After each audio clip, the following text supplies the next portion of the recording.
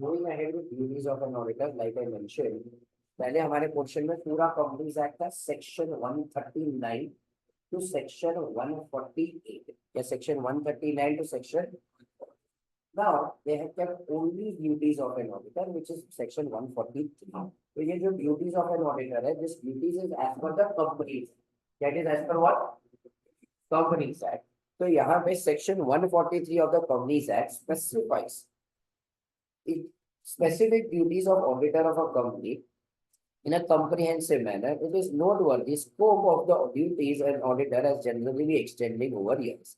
तो सबसे पहला हमारा आता है ड्यूटी टू इंक्वायर, क्या ड्यूटी टू एनक्वायर। अब यहाँ पे ये जो सेक्शन है, ये सेक्शन इज 143(1), क्या सेक्शन इज व्हाट 143(1). अब यहाँ पे अगर तुम देखोगे इंपॉर्टेंट वर्ड क्या है, duty to inquire. Why is the word duty to inquire important? तो जैसे हम नीचे जाएंगे हमें आएगा, देखो duty to report, this is 143 subsection 3। दोनों में डिफरेंस क्या है? मेरे को है ना ऊपर सिर्फ इंक्वायरी करनी है, क्या करनी है सिर्फ, मेरे को कुछ गड़बड़ लगी ना तो ही मैं क्या करूंगा, रिपोर्ट करूंगा। पर ये जो है ना ड्यूटी टू रिपोर्ट है, इसमें सही हो या गलत हो रिपोर्ट करना पड़ेगा। Is everyone understanding the point? ये फीस के ऊपर आईसीआई ने सवाल भी पूछा हुआ है, ठीक है। फॉर एग्जाम्पल 143(1) के मैटर्स दिए और बोला कि ऑडिटर ने इसमें रिपोर्ट नहीं किया। अरे सब कुछ सही है तो क्या मेरे को रिपोर्ट करने की जरूरत है? नहीं। तो यहाँ पे 143(1) में मेरे को सिर्फ और सिर्फ क्या करना है, इंक्वायरी। क्या करना है सिर्फ और सिर्फ, मेरे को किसके ऊपर इंक्वायरी करनी है, एलटी डाइस के ऊपर। किसके ऊपर इंक्वायरी करनी है? सबसे पहले एल से आता है हमारा लोन्स एंड एडवांसेस। क्या आता है सबसे पहले हमारा? यहाँ पे है ना हमारा जो भी इंक्वायरी, 6 के 6 इंक्वायरी किसके पॉइंट ऑफ व्यू से, हमें ये देखना है कि पब्लिक का पैसा कहीं पे मिसयूज तो नहीं किया जा रहा है, कहीं पे मनी लॉन्ड्रिंग तो नहीं की जा रही है, पब्लिक इंटरेस्ट में काम हो रहा है। किसके इंटरेस्ट में काम हो रहा है? तो मैनेजमेंट कुछ भी ऐसा नहीं कर रहा है जिसकी वजह से पब्लिक इंटरेस्ट इम्पैक्ट हो, कुछ भी ऐसा नहीं कर रहा है जिसकी वजह से मनी लॉन्ड्रिंग। तुम लोग को पता है भाई, आर्टिकलशिप में जाते हो तो सबसे आसान तरीका क्या होता है, सामने वाले को लोन बता देने। क्या बता देने का? लोन। मतलब अगर तुम ब्लैक का व्हाइट करना चाहते हो तो तुम क्या बता सकते हो, loan. Let us take a few examples here. For example let us say अपने कृष्णा के पास बहुत ज्यादा काला धन है, ठीक है, एक ही सबसे ज्यादा अमीर इंसान दिख रहा है अपने को क्लास में। अब उसके पास बहुत काला धन है, वो काले को क्या करना चाहता है, सफेद। तो वो मेरे को क्या बोल रहा है कि फॉर एग्जाम्पल, समझो, मेरा समझ गया, ठीक है। सो फॉर एग्जाम्पल वो मेरे को क्या बोल रहा है, सर एक काम करो, आप है ना मेरे को 50 लाख रुपए का एक चेक दे दो। क्या आप मेरे को 50 लाख रुपए का क्या दे दो, एक चेक। तो अब यहाँ पे मैं उसको 50 लाख रुपए का क्या दे रहा हूँ, चेक। वो मेरे को क्या बोला, सर आप टेंशन मत लो, आप जैसे ही मेरे को चेक दोगे मैं तुरंत आपको 50 लाख रुपया क्या दे दूंगा, कैश। या मैं 50 लाख रुपया आपको क्या दे दूंगा, कैश। तो हमारे बीच में ट्रांजेक्शन क्या होगा, समान फिट हो गया ना, मैंने चेक दे दिया, उसने क्या दे दिया, कैश। बट लेकिन बुक्स ऑफ अकाउंट्स के अंदर हम कैश को नहीं रिकॉर्ड करते। तो बुक्स में हमने सिर्फ क्या रिकॉर्ड किया, चेक। अब ये चेक जब रिकॉर्ड किया तो ऐसा दिख रहा है कि मैंने, रोहित श्रॉफ ने यहाँ पे कृष्णा को क्या दी हुई है, क्या दी हुई है, बस ये जो 50 लाख दिख रहा है सिर्फ क्या दिख रहा है, दो। तो भाई यहाँ पे ऑडिटर जो होगा मेरी कंपनी का, उसे भाई यहाँ पे शक होगा। तो भाई रोहित श्रॉफ जैसे गरीब इंसान ने कृष्णा जैसे अमीर इंसान को लोन दिया, हमें लग रहा है यहाँ पे कुछ तो भी गड़बड़ है, या यहाँ पे कुछ तो भी क्या है, गड़बड़। तो मेरा ऑडिटर आया, मेरा ऑडिटर आके मेरे को बोल रहा है तूने कृष्णा को क्या दे दिया, लोन। मैं सच्ची में लोन दिया? हाँ पूछ लो, तुमको चाहिए एक्सटर्नल कंफर्मेशन दे लो कृष्णा को, मैंने तो लोन ली हुई। अब यहाँ पे एक्सटर्नल कंफर्मेशन भेजेंगे, ऑब्वियसली सामने वाला क्या अग्री करने वाला है कि लोन दी हुई है, बस हमने लीकेज हो गई है। अब ऑडिटर ढूंढना चाहता है कि लोन एक्चुअली वैलिड ट्रांजैक्शन था कि फिक्टिशियस। तो अब मेरा ऑडिटर मेरे को क्या पूछे, अच्छा तुम्हें लोन क्या कृष्णा के पास है कुछ भी मांगा, क्या कृष्णा के पास से क्या मांगा कुछ, अरे मतलब सिक्योर्ड लोन है क्या, सिक्योर्ड लोन। अगर सिक्योर्ड है ना वो भी ऑडिटर को एक तसल्ली होगी कि चलिए जेन्युइन है। अनसिक्योर्ड है ना उसका शक और बढ़ेगा कि ये जेन्युइन लोन होगी। किसी को 50 लाख रुपया लोन दे, कितना भी जाए पहचान वाला कुछ तो भी गिरी।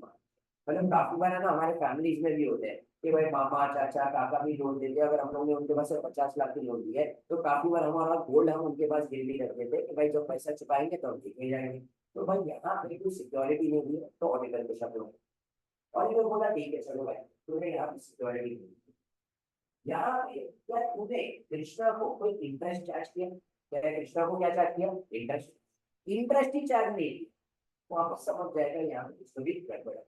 पर लेकिन अब यार हम इंटरेस्ट है ना चार्ज करेंगे। ठीक है, फॉर एग्जाम्पल इस बार क्या होगा, मैं उसको इंटरेस्ट चार्ज करूंगा। ठीक है, उसने मेरे को लोन दी, मैंने उसको लोन दिया है बुक्स में, तो आई विल चार्ज इंटरेस्ट। तो जैसे ही मैं उसको इंटरेस्ट चार्ज करूंगा, लेट अस से इंटरेस्ट इज ए 10%, कितना परसेंट?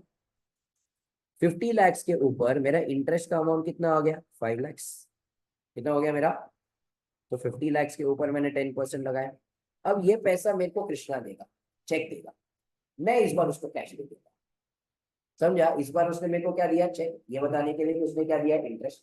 मैंने इस बार उसको 5 लाख रुपया क्या दे दिया? कैश। वापस ट्रांजैक्शन क्या हो गया? फिर पर मेरे बुक्स में तो ये इंटरेस्ट क्या दिखने लगेगा? इनकम। क्या दिखने लगेगा? इनकम। और इस देश में जैसे जैसे कोई गरीब इंसान इनकम कमाता है, इनकम टैक्स डिपार्टमेंट झोली फैला के क्या मांगने आ जाता है? Income tax. तो यहाँ पे मेरे को तो ये 5 लाख रुपए के ऊपर टैक्स भरना पड़ेगा। अब मैं बोलूंगा भाई देख कृष्णा मैं तो तेरी मदद कर रहा था, यहाँ पे मदद करने के ऊपर टैक्स आ गया। लाइफ में इनकम टैक्स था, जीएसटी था, ये तो मदद टैक्स भी आ गया। अब किसी की मदद करने के पीछे भी मेरे को क्या भरना पड़ रहा है? टैक्स। तो मैं कृष्णा को बोलूंगा भाई मैं यहाँ पे 1.5 लाख रुपया, अगर मैं 30% ब्रैकेट में हूँ, मैं ये भरना चाहता नहीं हूँ, तो मेरा क्या फायदा यहाँ पे? तो यहाँ पे इन दिस केस कृष्णा क्या बोलेगा? सर एक काम कर, अब ये रेट ऑफ इंटरेस्ट को है ना 10% के बदले 5% बता दो। जैसे ही आप 5% करोगे आपका इनकम कितना हो जाएगा? 2.5 lakhs। 2.5 lakhs अगर समझो मैं बेसिक एग्जामेशन में आता हूँ, मेरी इनकम ही नहीं है, तो मेरे को टैक्स भरना पड़ेगा नहीं?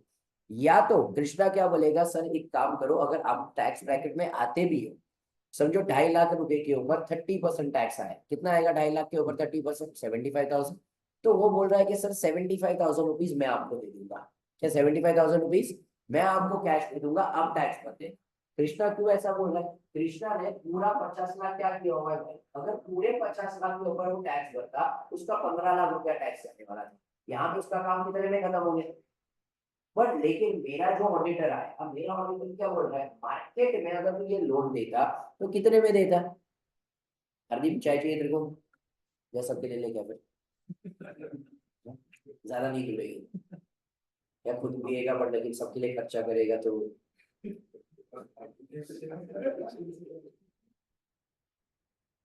थोड़े और कंसेप्ट खत्म होने दो, सब बुलाते चाय।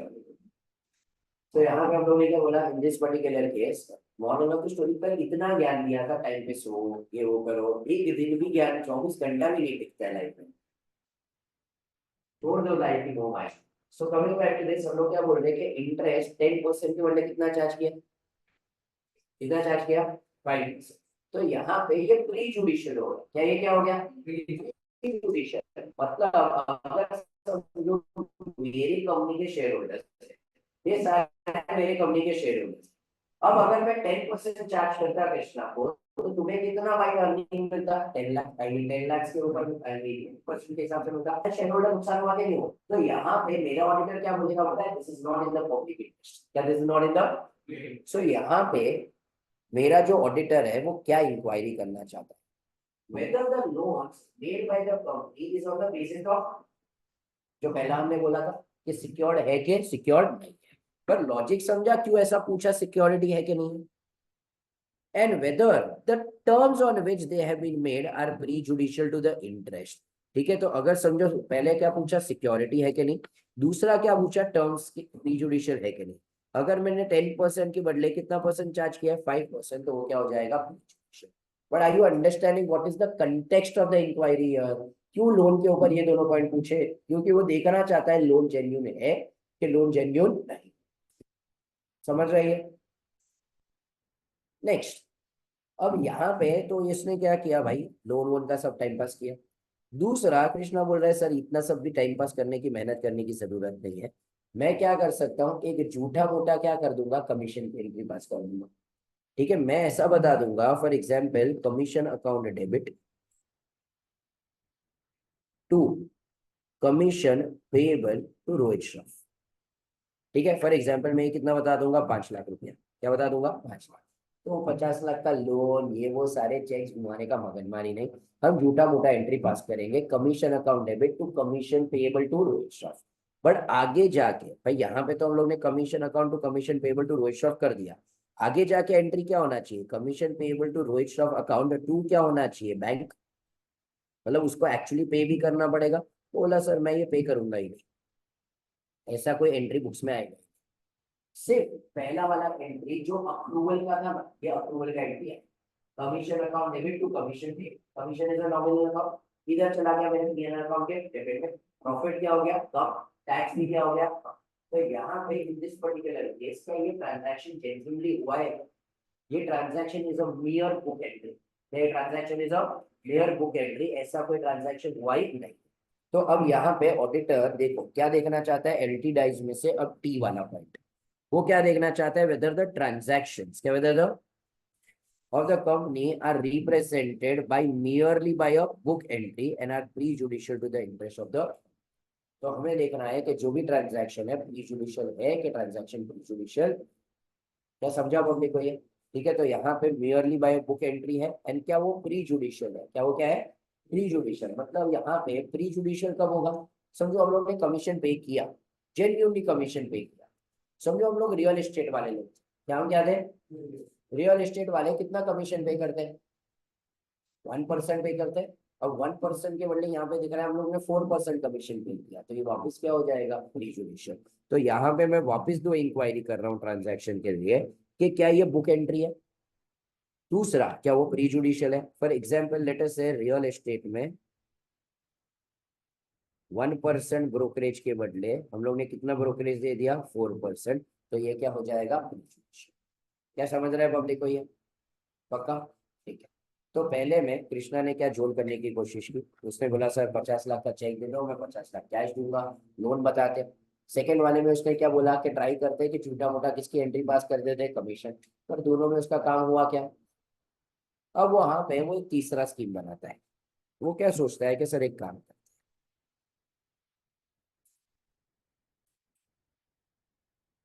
बोल रहा है सर आप है ना एक फिक्टिशियस कंपनी बनाओ जिसमें कुछ ज्यादा ट्रांजैक्शन हो रहा नहीं है, उसके शेयर्स एक अनलिस्टेड प्राइवेट कंपनी हो, क्या होगी, एक अनलिस्टेड प्राइवेट कंपनी।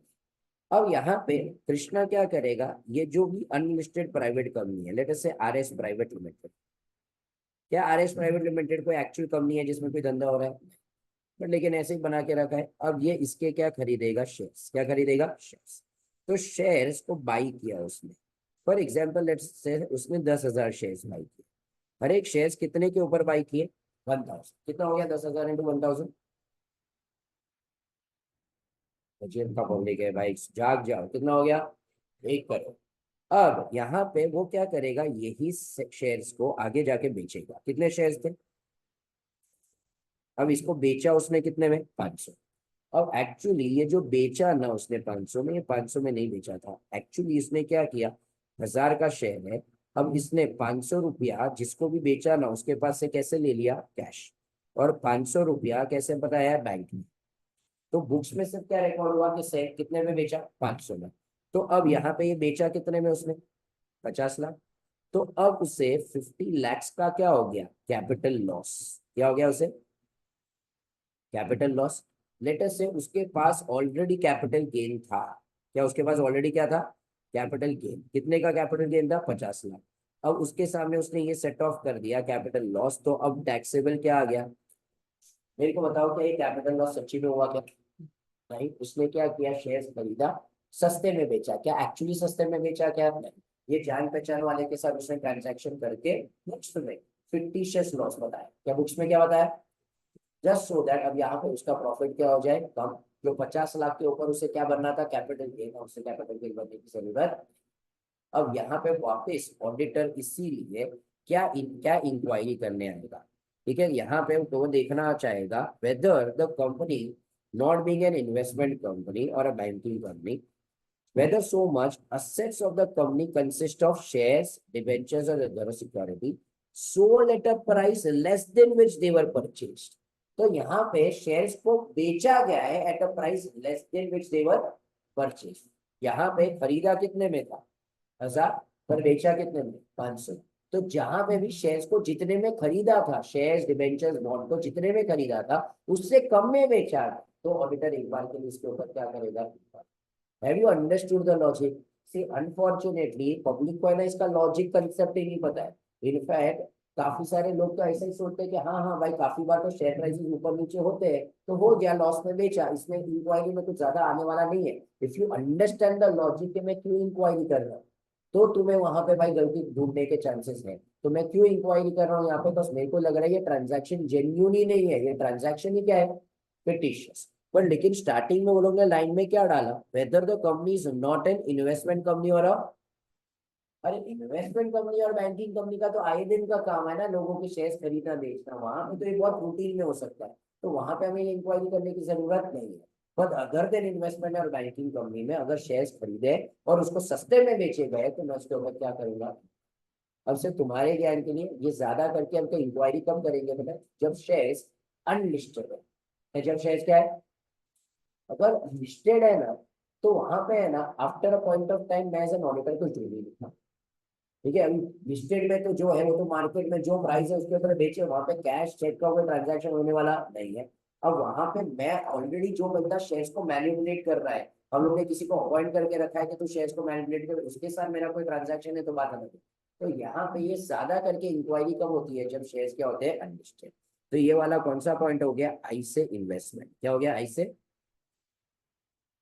अब कृष्णा क्या बोला, देखो यार सर अपन ने लोन का ट्राई, लोन वाला करने का आप कुछ यूज कर पाए, हमें छोटा मोटा कमीशन पाए, ये नहीं हो पाया। हम लोग ने यहाँ पे शेयर महंगे में खरीद के सस्ते में बेचना चाहे, और ये काम करते हैं। पहला वाला ट्रांजैक्शन क्या था? आपने 50 लाख का मेरे को क्या दिया है?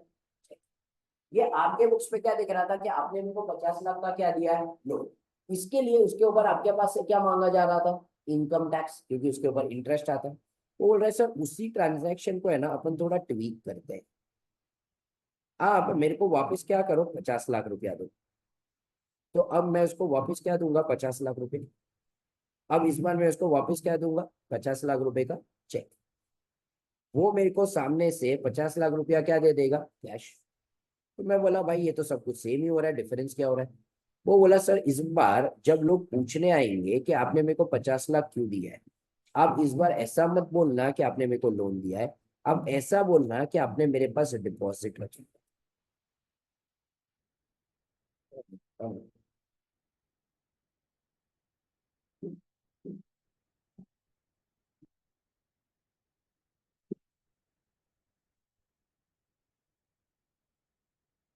सो यहाँ पे इन दिस केस कृष्णा क्या बोला कि सर आप ऐसा मत बताओ कि आपने मेरे को क्या दिया हुआ है? चेक। अब आई मीन ऐसा मत बताओ आपने लोन दिया है, अब इस बार ऐसा बताना कि आपने मेरे को क्या दी हुई है? डिपॉजिट। देखो जब लोन ही नहीं है तो क्या उसके ऊपर इंटरेस्ट आएगा? क्या नहीं। इंटरेस्ट ही नहीं है तो क्या कोई इनकम आएगा? क्या नहीं। जब इनकम ही नहीं है तो क्या कोई इनकम टैक्स आएगा? क्या नहीं। तो बोला ना तो इंटरेस्ट, ना तो इनकम, ना तो इनकम टैक्स। क्या डिपॉजिट के ऊपर कोई इंटरेस्ट पे करता है? क्या नहीं। तो यहाँ पे हम ऐसा बता देंगे कि आपने मेरे को क्या दिया हुआ है? इन्वेस्ट। अब यहाँ पे हमने किया क्या? एक्चुअली ये लोन वाला ट्रांजैक्शन था, पर उसको कौन से नाम पे छुपा दिया? डिपॉजिट के नाम पे। अब हमारा इतना दिमाग चल रहा है कि ऑडिटर का दिमाग नहीं चलेगा, इसलिए वहां पे वो क्या देख रहा है? Whether the loans and advances made by the company have been shown as what? तो ऐसा तो नहीं है कि हमने किया एक्चुअली में लोन है, पर लेकिन उसको कौन से नाम पे छुपा कर? अब पब्लिक को समझ रहा है? पक्का जाग रहा है पब्लिक? नेक्स्ट, काफी बार अगर मेरे को प्रॉफिट कम करना है और एक सबसे आसान तरीका क्या है? पर्सनल एक्सपेंसेस यहाँ पे डालना। ठीक है, फॉर एग्जाम्पल लेट अस से समझो अपन ने डायरेक्टर को भेजा था यहाँ से जर्मनी, फॉर एग्जाम्पल कोई सेमिनार था, कोई एग्जीबिशन था, तो उसको जाना था 6-7 दिन के लिए, ठीक है अकेले को, बट भाई साहब गया अपने बीवी बच्चों को सबको साथ लेकर, जर्मनी से आयरलैंड भी घूम के आया, नॉर्वे भी घूम के आया, नॉर्दर्न लाइट्स भी देख के आया, कंपनी में आके सीधा 20 लाख रुपए का बिल डाल दिया और सारे खर्चे यहाँ पे डाल दिए। क्या चलेगा? क्या क्या पर्सनल एक्सपेंसेस यहाँ पे डाल सकते हैं? नहीं। तो यहाँ पे auditor in this case inquire कर लेगा whether personal expenses have been charge to. अब आखिर में कृष्णा बोल रहा है देखो सर कोई चीज काम नहीं लग रही है, मेरे पास एक आखिरी का एक आइडिया बचा पड़ा है। बोला सर मैंने है ना फाउंडेशन में स्टार्टिंग में बहुत कुछ पढ़ा था share application money, first call, second call, final call. ठीक है, ऐसा सब मैंने मेरे प्रोफेसर को पूछा कि कहाँ पे काम लगेगा, प्रोफेसर ने जवाब नहीं दिया। आज मेरे को लग रहा है कि मेरे वो कंसेप्ट काम लग सकता है। अब एक काम करते हैं, अब वापिस इस बार मेरे को क्या करो, 50 लाख रुपया दो। पर इस बार हम चीजें चेंज करते हैं। अब ऐसा बताओ कि आपने मेरे को, मैंने मतलब आपने मेरे को 50 लाख रुपया कैश दिया। क्या दिया? 50 लाख रुपया कैश दिया। मैं बोला भाई 50 लाख रुपया कैश दिया। दो बातें, एक तो मेरे गरीब के पास 50 लाख रुपया कैश नहीं है। मेरे पास जो इनकम है वाइट की इनकम आती है दुनिया भर का टीडीएस करके। तो अब यहाँ पे मेरे पास कैश नहीं है। दूसरा, अगर होता भी तो मैं क्या बोलूं, मैंने तेरे को कैश किसके लिए दिया? तो कृष्णा मेरे को क्या बोल रहा है सर, पहले दूसरे सवाल का आपने मेरे को कैश दिया। हम ऐसा बताएंगे, आपने मेरे कंपनी में एप्लीकेशन मनी दिया। क्या दिया आपने? तो आपने मेरे कंपनी में क्या दिया? Share application. क्या दिया? मैं वहां पे first call, second call, final call, allotment ऐसा कुछ बता ही नहीं रहा। तो मैं आपको शेयर्स अलॉट ही नहीं करने वाला। मैं सिर्फ क्या बताऊंगा, आपने मेरे को क्या दिया? देखो, मैं लोन बता रहा था तो फंस रहा था। लोन को डिपॉजिट का नाम बताया तो भी फंस रहा था। अब डिपॉजिट के नाम के बदले हम क्या बता देते? Share application money. शायद ये कोई नहीं पूछेगा, है ना? ठीक है, चलो शेयर एप्लीकेशन मनी के नाम पे देता हूँ, पर मेरे पास 50 लाख रुपया कैश नहीं है। बोला सर चाहिए भी। मेरे खुद के पास 50 लाख कैश पर। मैं वही बुक्स के अंदर डालेगा, सिर्फ बोलूंगा क्या दिया किसने, रोहित शर्मा। तो आपको सिर्फ इतना करना है, आपको सिर्फ इतना बोलना है कि आपने 50 लाख रुपया मेरे को कैश दिया। किस चीज के लिए दिया? Share application money. मैं वही पैसा यहाँ पे डाल दूंगा, ना तो आपको शेयर होल्डर बनाने की जरूरत है कुछ भी करने की। पर अब तुम सबको पता रहेगा कि भाई यहाँ पे सेबी और सब लोग ने इसके लिए दुनिया भर के रूल्स लाए। एप्लीकेशन मनी अगर हम सामने वाले को शेयर अलॉट नहीं करते तो 30 डेज के अंदर उसे क्या कर देना पड़ता है? रिफंड। क्या कर देना पड़ता है? रिफंड। तो अगर यहाँ पे हमें शेयर एप्लीकेशन मनी दिख रहा है, तो भाई यहाँ पे ऑब्वियसली हमें क्या देखा लगेगा, कुछ तो भी गड़बड़ है। तो अब इन दिस केस वो बोल रहा है ठीक है सर, मैं एप्लीकेशन मनी नहीं बताऊंगा, मैं सीधा यही बता दूंगा कि मैंने आपको शेयर्स क्या कर दिए है? अलॉट। क्या कर दिए? Shares allot. मैं आपको ओरिजिनल शेयर होल्डर ही बना दूंगा, बस एप्लीकेशन मनी है। तो 30 डेज में मेरे को क्या कर देना पड़ता है? रिफंड। अब ये 30 डेज में रिफंड करूंगा तो फायदा है। तो मैं अब आपको शेयर्स क्या कर रहा हूँ? अलॉट कर रहा हूँ। ऐसा बताऊंगा आपने टैक्स दिया, मैंने आपको शेयर्स क्या कर दिया? अलॉट। आप मेरे कंपनी के छोटे मोटे शेयर होल्डर हो, आप बस खुश रहो कि आपको शेयर मिले। जब एजीएम होगी तो डिविडेंड मांगने मत आना, जब एजीएम होगी खाना पीना मिलेगा, समोसा खा के चले जाना, और कुछ मिलने वाला नहीं। तो उसने मेरे को एक फिक्टिशियस शेयर होल्डर बनाया, पर लेकिन सामने बताया गया। तो यहाँ पे ऑडिटर को वापस वो क्या इंक्वायरी, अगर हमने हमारे कंपनी में किसी को शेयर अलॉट किए हैं बट कंसिडरेशन किस में आया? कैश। तो वापस उसे क्या लग रहा है? स्टोरी गड़बड़ है। तो वापस वो इस पर्टिकुलर मामले में क्या करना चाहेगा? Inquiry.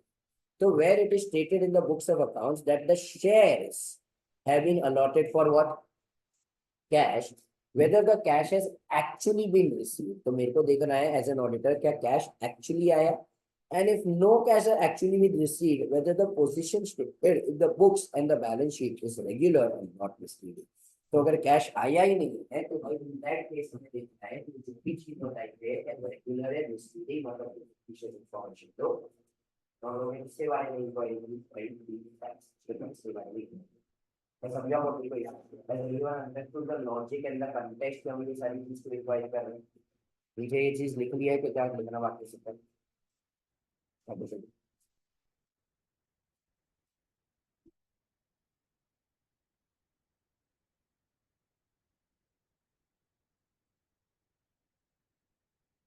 Loans, deposit, investment expenses are not liquidation नहीं समझा।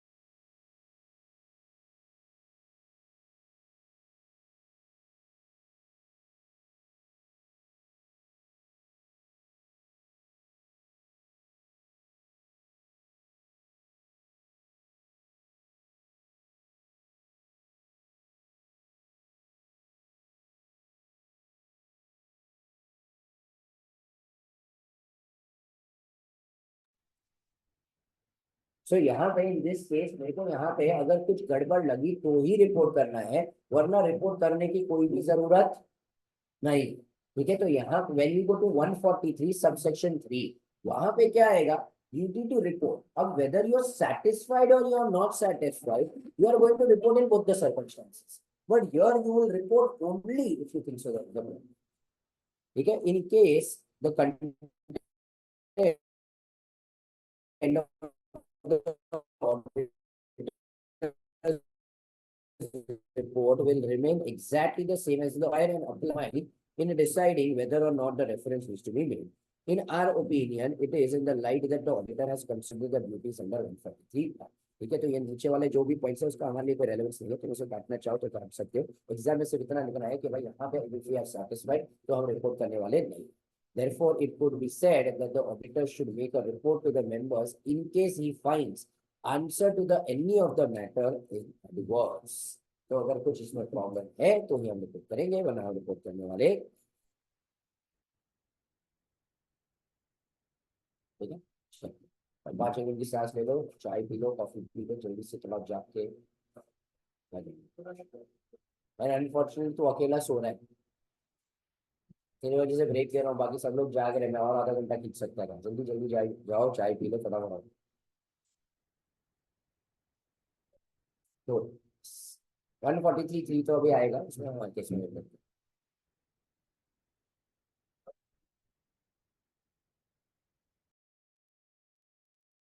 तो आगे बढ़ते हैं, duty to sign the report. इसका हमने ऑलरेडी ऊपर वाले टॉपिक्स में भी थोड़ा पढ़ा था। सो यहाँ पे duty to sign the report as per section 145, जिसको अपॉइंट किया गया सिर्फ वही साइन कर सकता है, उसके बदले और कोई साइन कर सकता। The person appointed as an auditor of the company shall sign the report or sign or certify any other document of the company. However, ये लोग बोल रहे हैं it is in accordance with provision of section 141(2) and the qualification observation and comments। मतलब यहाँ पे 141(2) क्या कहता है, अगर तुम्हें याद हो कि who is eligible to be appointed as an auditor और कौन साइन कर सकता है, तो वहां पे हम लोग ने क्या पढ़ा था, याद करो। हमारे एग्जाम्पल थे, एक या तो फॉर्म है और एक या तो क्या है, पार्टनरशिप फॉर्म। तो यहाँ पे अपॉइंटमेंट के लिए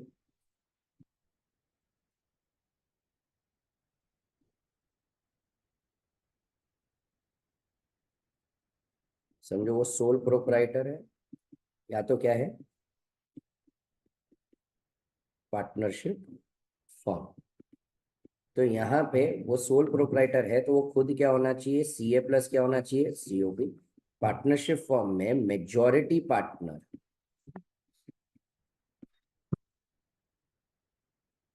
should be CA plus COB. ये इतना पॉइंट कौन कहता है, 141 सबसेक्शन 1 के बारे में। ब्रेक में इसको आगे ले लेते, इधर बहुत जगह है, तुम्हें पीछे का बेंच से।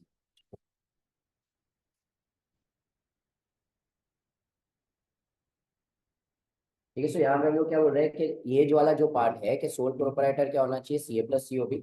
मेजॉरिटी पार्टनर्स क्या होने चाहिए, सीए प्लस सीओबी। ये 141(1) कहता है। तो 141(2) क्या कहता है, who can sign, he himself can sign. मतलब अगर सोल प्रोपराइटर है तो वो खुद ही साइन कर सकता है और कोई साइन कर सकता नहीं है।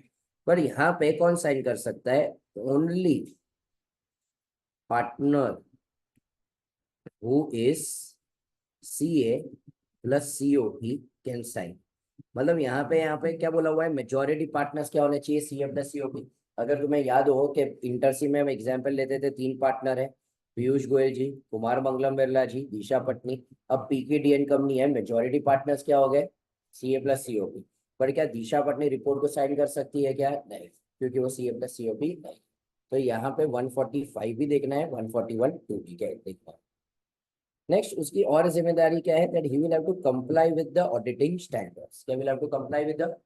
अब इसके ऊपर है ना एक सिंपल सा एमसीक्यू आता है, are the standards on auditing mandatory, voluntary, discretionary, all of the. तो आंसर क्या आ जाएगा, mandatory, because as per companies act हमें फॉलो करना। तो as per section 143(9) every auditor shall comply with the auditing standard. फिर as per section 143 subsection 10 central government में prescribe standards on auditing or any addendum thereto as recommended by ICAI constituted under section 3 of the CA Act 1949 in consultation with NAFRA. कौन है NAFRA? National, ठीक है। सो यहाँ पे 143(9) क्या कहता है कि हमें क्या करना है, कंप्लाई विद द एस। 143(10) क्या कहता है, आईसीआई दूसरे को स्टैंडर्ड्स को भी इशू कर सकता है, but it will be in consultation with the NFR. Students may note that until any auditing standards are notified, any standards or standards of auditing specified by ICI should be deemed to be the auditing standard. ठीक है, तो वापस ये भी बहुत relevant नहीं है, सिर्फ ये इतना कहना चाहता है कि हमें किसके साथ कंप्लाई करना है, ऑडिटिंग स्टैंडर्ड्स। तो यहाँ पे क्वेश्चन 2 और क्वेश्चन 3 नॉट वेरी रेलिवेंट। अब आता है question number 4 which is again important. ठीक है, 143 subsection 3, it is duty to report upon certain matters. That is what duty to. तो यहाँ पे हम क्या करना चाहते हैं, रिपोर्ट करना चाहते हैं। क्या करना चाहते हैं, ऊपर हम सब क्या करना चाहते थे, इंक्वायर। अगर यहाँ पे हमें मैटर्स में कुछ गड़बड़ लगी तो हम क्या करेंगे, रिपोर्ट करेंगे। हमें मैटर सही लगे तो भी हम क्या करेंगे, रिपोर्ट। यहाँ पे इन बोथ द केसेस में रिपोर्ट करने की जरूरत है। तो हम क्या रिपोर्ट करेंगे, सबसे पहले क्या बोल रहे हैं, all the information and explanation which to the best of his knowledge and belief are necessary. पहला ही पॉइंट इंक्लूसिव बना दिया कि ऑडिटर तेरे को जो भी लगता है कि जो इन्फॉर्मेशन और एक्सप्लेनेशन तेरे रिपोर्ट में आनी चाहिए, वो सारी इन्फॉर्मेशन और एक्सप्लेनेशन तू दे देगा। ठीक है, तो क्या बोला, whether he has sought and obtained all the information and explanation which to the best of his knowledge and belief are necessary. तो जो इन्फो और एक्सप्लेनेशन जरूरी थी, क्या वो तूने ढूंढे है कि नहीं ढूंढे। Second, whether in his opinion proper books of accounts as required by law have been kept. तो जो बुक्स ऑफ अकाउंट्स है वो required by law have been kept किए गए हैं कि नहीं किए गए। फिर बाद में अगर ब्रांचेस है तो ब्रांचेस के पास से जो भी बुक्स मिलनी चाहिए थी वो बुक्स मिली है कि नहीं। Whether whether the report of the accounts received by any branch office of the audited under section 8 of the person other than the company has been sent to him under the proviso of that section। तो अगर branch audit किसी और ने किया है तो उसका जो भी रिपोर्ट है वो भी मेन ऑडिटर को दिया गया है कि नहीं दिया गया है। तो पहले उसे क्या रिपोर्ट करना है, जो भी इंफॉर्मेशन एंड एक्सप्लेनेशन चाहिए थी उसने सॉर्ट की है कि नहीं किया। सेकेंड, बुक्स ऑफ अकाउंट्स है कि नहीं as required by the law. फिर उसके बाद वहां पे ब्रांच अकाउंट्स का ऑडिट किसी ने और किया है तो उसे दिया गया है कि नहीं। फिर whether the company's balance sheet and P&L dealt with in the report are in agreement with the books of accounts। क्या whether the company's balance sheet and P&L dealt with in the report are in agreement with the books of accounts। पता चला report में कुछ और है, balance sheet P&L, और उनके books के अंदर कुछ और है। तो जो रिपोर्ट में बैलेंस शीट एंड P&L है, they are in confirmation with the books of accounts. फिर बाद में whether the financial statement comply with the accounting standard। तो whether it is done as per the accounting standards। तो वहां पे पहले बोला all the information and explanation जो उसके हिसाब से जरूरी है वो मिले कि नहीं। प्रॉपर बुक्स ऑफ अकाउंट्स है कि नहीं। ब्रांच को ऑडिट किसी और ने किया हुआ है तो भाई इन दैट केस वो रिपोर्ट इससे मिला है कि नहीं। कंपनी के balance sheet and P&L are in confirmation, are in agreement with the books of accounts.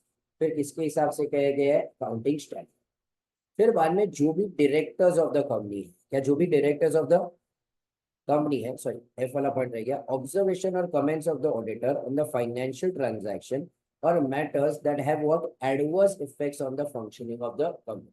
तो ऑब्जर्वेशन और comments on the auditors on the financial transaction और मैटर्स जिसकी वजह से क्या है, एडवर्स इफेक्ट, तो वो मेरे को रिपोर्ट करना पड़ेगा।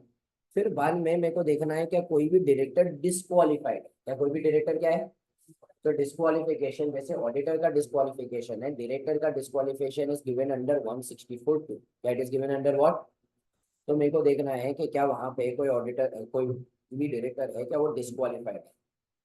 एनी क्वालिफिकेशन, रिजर्वेशन और adverse remark relating to the maintenance of books of accounts. तो अगर उसे लग रहा है कि बुक्स ऑफ अकाउंट्स के लिए अगर उसे कोई क्वालिफिकेशन, एडवर्स रिमार्क देना है तो वो भी वो यहाँ पे दे। अब I point is very important. ठीक है, आई वाला पॉइंट क्या कहता है, whether the company has adequate internal financial control with reference to the financial statement. तो कंपनी के पास एडिक्वेट इंटरनल फाइनेंशियल कंट्रोल्स है कि इंटरनल फाइनेंशियल कंट्रोल्स मतलब हमारे इंटरनल कंट्रोल जो किसके साथ यूज करते हैं, फाइनेंशियल स्टेटमेंट्स के साथ। तो इंटरनल फाइनेंशियल कंट्रोल्स है कि नहीं, तो हमें रिपोर्ट करना है whether they have adequate internal financial controls. But लेकिन हम बहुत सारी कंपनीज को ऑडिट करते हैं जो चौड़ी चौड़ी कंपनी है।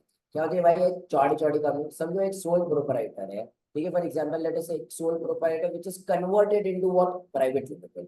उसका टर्नओवर ही 3 करोड़ रुपए, तो उसका टर्नओवर ही क्या है, 3 करोड़। अब वहां पे लेट अस से एक किराना स्टोर चल रहा है, ठीक है, अच्छा खासा उसका धंधा हो रहा है, बट लेकिन 3 करोड़ से ज्यादा बढ़ रहा नहीं है, वो अभी भी देसी तरीके से चला रहा है। वहां पे इन दैट केस वो खुद वहां पे ओनर है, उसके यहाँ पे एम्प्लॉइज नाम का कोई नहीं है, चौड़ू है, बस बस उसी के पास से भाई सामान मंगाता है और सब कुछ करवाता है। इंटरनल कंट्रोल की नाम की कोई भी चीज नहीं है। जिस दिन भाई वहां पे वो चौटो एब्सेंट रहता है, उस दिन वो खुद ओनर ही क्या बन जाता है, चौटो। तो वहां पे इंटरनल कंट्रोल जैसा कोई सिस्टम नहीं। मैं एज एन ऑडिटर फिर वहां पे क्या ही रिपोर्ट करूँ। तो इसके लिए दे रियलाइज के बहुत सारी छोटी छोटी कंपनी है जहाँ पे फॉर्मल इंटरनल कंट्रोल्स है ही नहीं, या जहाँ पे क्या नहीं है, फॉर्मल इंटरनल कंट्रोल्स है ही नहीं। तो इन दैट केस ये लोग ने थोड़े एक्सक्लूजन दे दिया कि 143 shall not apply to 1 person company. किसको नहीं लगेगा? तो अगर तू एक 1 person कंपनी है, या तो अगर एक स्मॉल कंपनी है, तो तेरे को लगने वाला नहीं। तो किसको एक्सक्लूड कर दिया? 1 person कंपनी और स्मॉल कंपनी। दूसरा किसको एक्सक्लूड किया? अगर तू एक कंपनी है, कौन सी कंपनी है, प्राइवेट कंपनी है, जिसका turnover is less than 50 crore. क्या टर्नओवर इज लेस देन? तो turnover is less than 50 crore, and उसका जो बोरोविंग्स है, क्या उसका जो क्या है, बोरोविंग्स है, is less than 25 crore. So यहाँ पे क्या बोला, किसको एक्सक्लूड किया गया?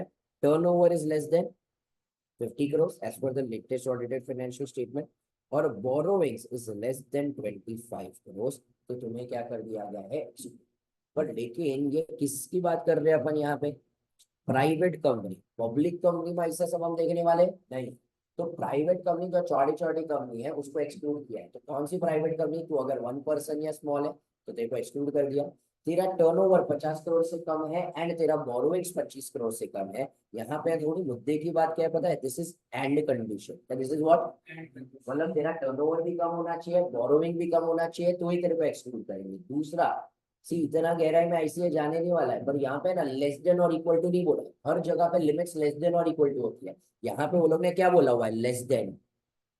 मतलब अगर एग्जैक्टली 50 करोड़ या बोरोइंग एग्जैक्टली 25 करोड़ भी हो जाएगा, तो भी तेरे को हम क्या कर देंगे, ये चीज एडमिट। सो अब आईसीआई ऐसे वाले चिल्ली सवाल पूछेंगे नहीं जहाँ पे एग्जैक्ट और सब कुछ दे। पर लेकिन मैं क्यों इसके ऊपर तुमको गौर फरमा रहा हूँ कि when you right the answer, you focus on the word less than, you focus on the word. यहाँ पे तुम लेस देन लिखना है, लेस देन और इक्वल टू लिख के आना। क्या ये समझा सकते? तो इंपॉर्टेंट आई वाले क्लॉज को इंपॉर्टेंट मार्क करके रखो,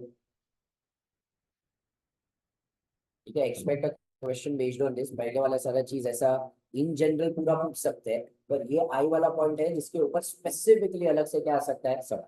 तो वहां पे से एक बार हमने क्या बोला, all the information and explanation which to the best of his knowledge and belief are necessary, वो उसने सॉर्ट किए गए। फिर क्या, कंपनी के पास प्रॉपर बुक्स ऑफ अकाउंट्स है। ब्रांच का ऑडिट किसी और ने किया है तो भाई उसके रिटर्न उसको मिले हैं कि नहीं।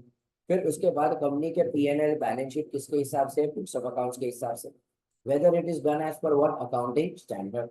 फिर बाद में वहां पे कोई एडवर्स रिमार्क्स या कुछ हमें देना है क्या? फिर उसके बाद डायरेक्टर इज व्हाट डिसक्वालिफाइड, या डायरेक्टर इज व्हाट। फिर उसके बाद वापस कोई क्वालिफिकेशन रिजर्वेशन यहाँ में कुछ देना है। फिर इंटरनल फाइनेंशियल कंट्रोल्स एडिक्वेट है कि नहीं। अब हर एक एंटिटी के लिए इंटरनल कंट्रोल्स नहीं होंगे, तो हमने यहाँ पे थोड़े लोगों को क्या कर दिया है, इसको एक्सक्लूड कर दिया, प्राइवेट कंपनी। पर कौन सी प्राइवेट कंपनी? अगर तू 1 person कंपनी, या तो क्या है, स्मॉल कंपनी, या तो फिर फॉर एग्जाम्पल तेरा टर्नओवर कितना है, 50 करोड़ से कम, एंड तेरा बोरोइंग कितना है, 25 करोड़ से। Such other matters as may be prescribed by Root 11 of the company's auditor's rule prescribes that the other matter to be included in the auditor's report. Auditor shall also include their views and comments on the following. ठीक है, तो यहाँ पे हम लोग को क्या दे दिया है, थोड़े अदर मैटर्स। क्या दे दिया? थोड़े other matters. For example let us से, समझो कॉर्डियला क्रूज है। कॉर्डियला क्रूज के ऊपर एक केस कर दिया गया है कि तुमने पानी में ना बहुत ज्यादा क्या स्पिल किया हुआ है, और फिलहाल वो लोग श्योर नहीं है कि हम ये केस हारेंगे कि जीतेंगे, तो इसको कहाँ पे बताना चाहिए? कंटिंजेंट लायबिलिटी किधर दिखेगा? Notes to accounts, which is nothing but a disclosure. तो whether the company has disclosed the impact if any of the pending litigation on the financial position, अर्थात इसे हम लोग ने कैसे बताया हुआ है, कंटिंजेंट लायबिलिटी।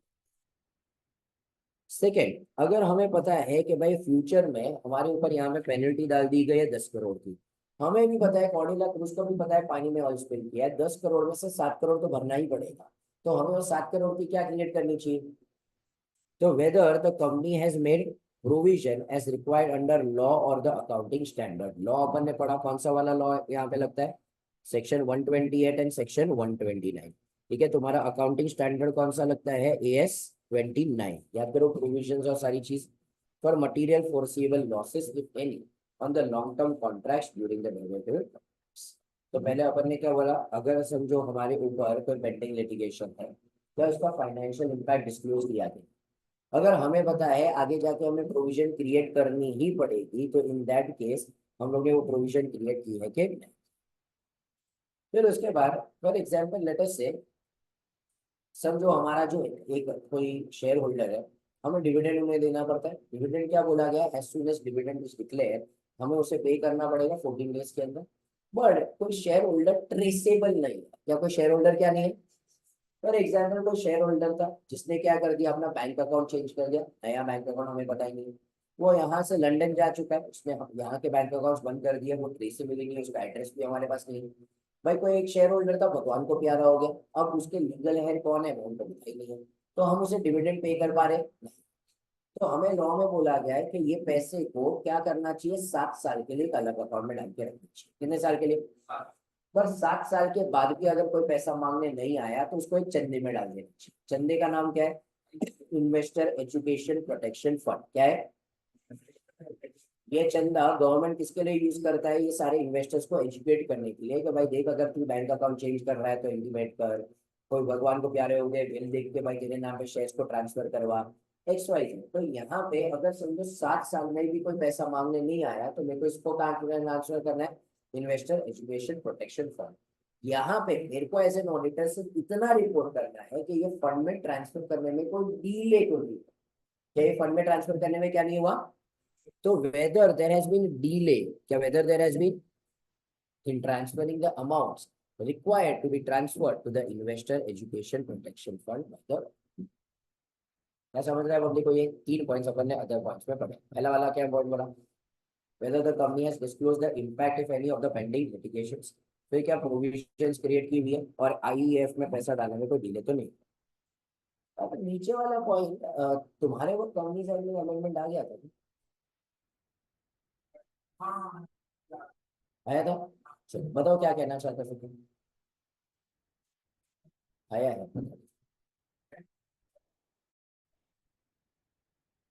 फिर भी आ गया, हमने तो 3 दिन पहले का लेक्चर लगा दिया। क्या बोला था? कल का याद नहीं, कल का ज्ञान याद नहीं। ध्यान तो वैसे भी उसी के लिए होता है, इग्नोर करने के लिए। मुझे लगता है तुम्हारे लाइफ में ना, हमारे सब जनरेशन में बहुत गैप तो नहीं है, मुझे ऐसा लग रहा है डिस्ट्रैक्शन थोड़ा है समवेयर। ये मेरे को लग रहा है हमारे माँ बाप पढ़ लिख रहे लोग हैं। हमारे वक्त इतने नहीं थे, मतलब वो 10 बजे के बाद भले लड़का है पर आ जाना चाहिए, रात को रखना अलाउड नहीं है। अब मेरे को लगता है अपने पेरेंट्स थोड़े हो गए, वो उसके डर की वजह से 10 बजे आ जाते थे, सो जाते थे, फिर क्या ही करें। पर अपने साथ चैट तो वैसे भी कोई करता नहीं था।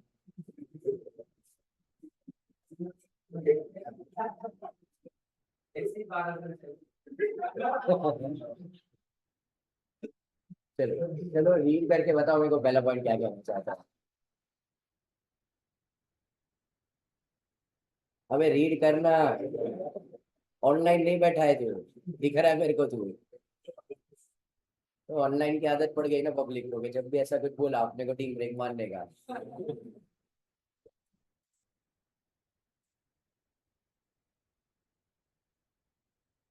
ऐसा लग रहा है तेरे को आज पूरे कपड़े में बैठ के।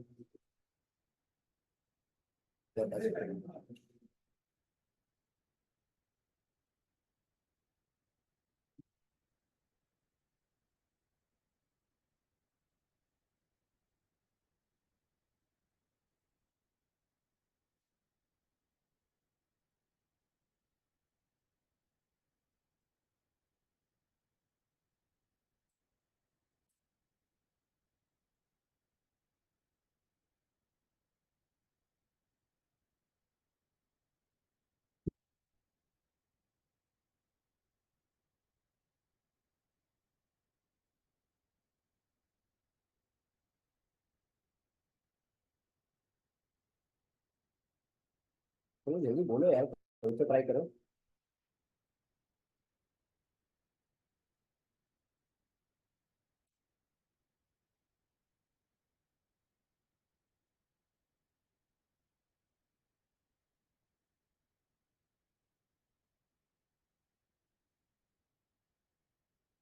तो बोलना गलत तो गलत, ठीक है ट्राई तो करो।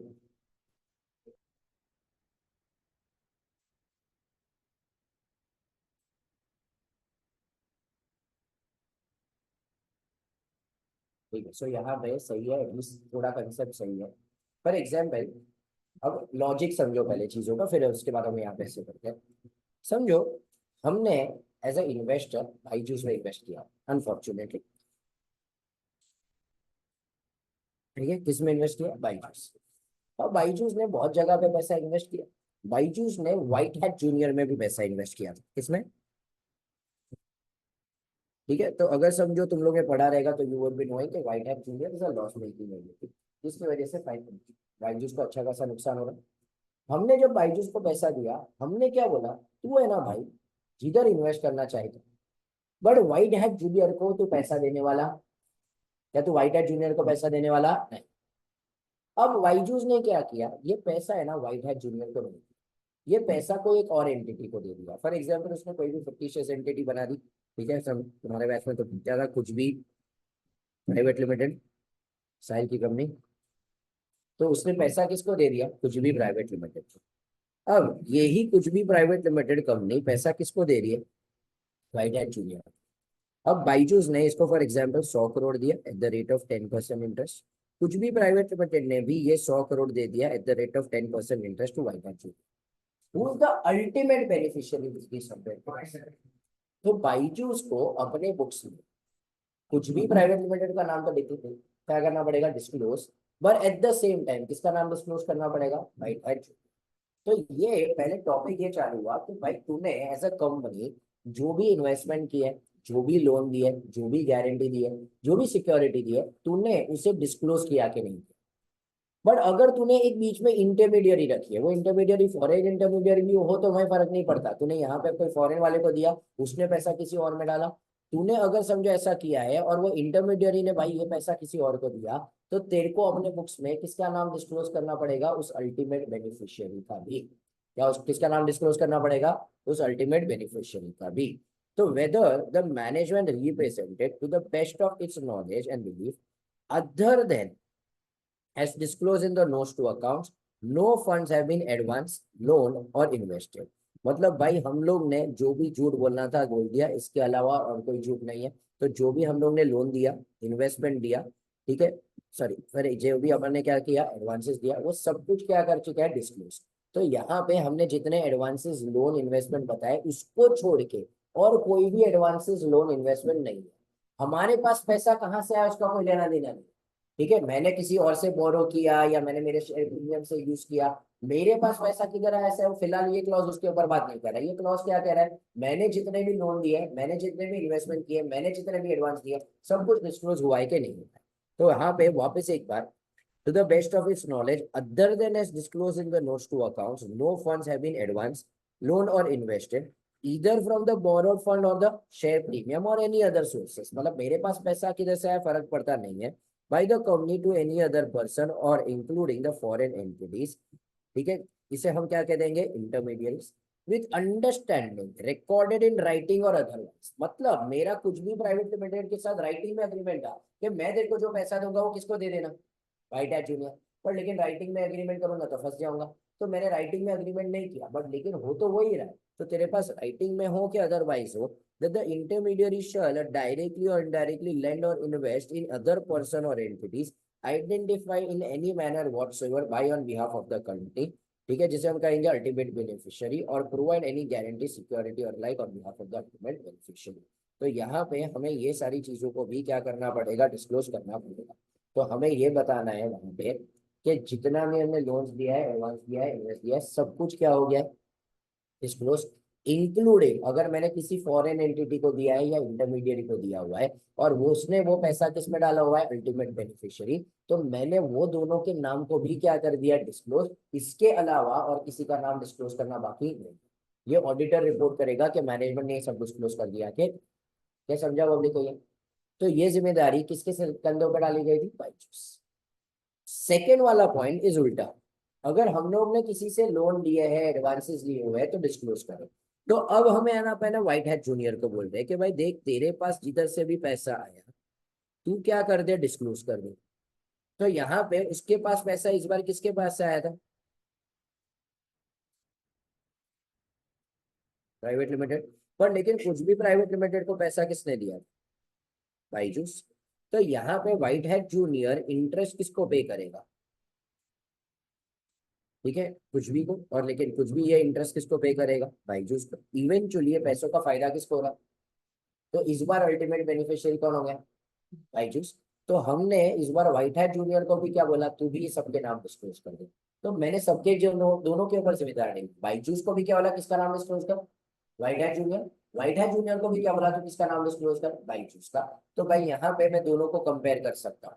तो whether the management has represent to the best of its knowledge, other than the notes in the disclosed in the notes to the accounts, no fund have been received by company from any person or entities, including foreign entities. इस बार इसको हम क्या कहेंगे, intermediary के बदले funding parties, with the understanding whether recorded in writing or otherwise that the company shall directly or indirectly lend, invest in any other person's entity identified in a manner whatsoever on behalf of the funding party, जिसे हम क्या कहेंगे, ultimate beneficiary, और provide guarantee security.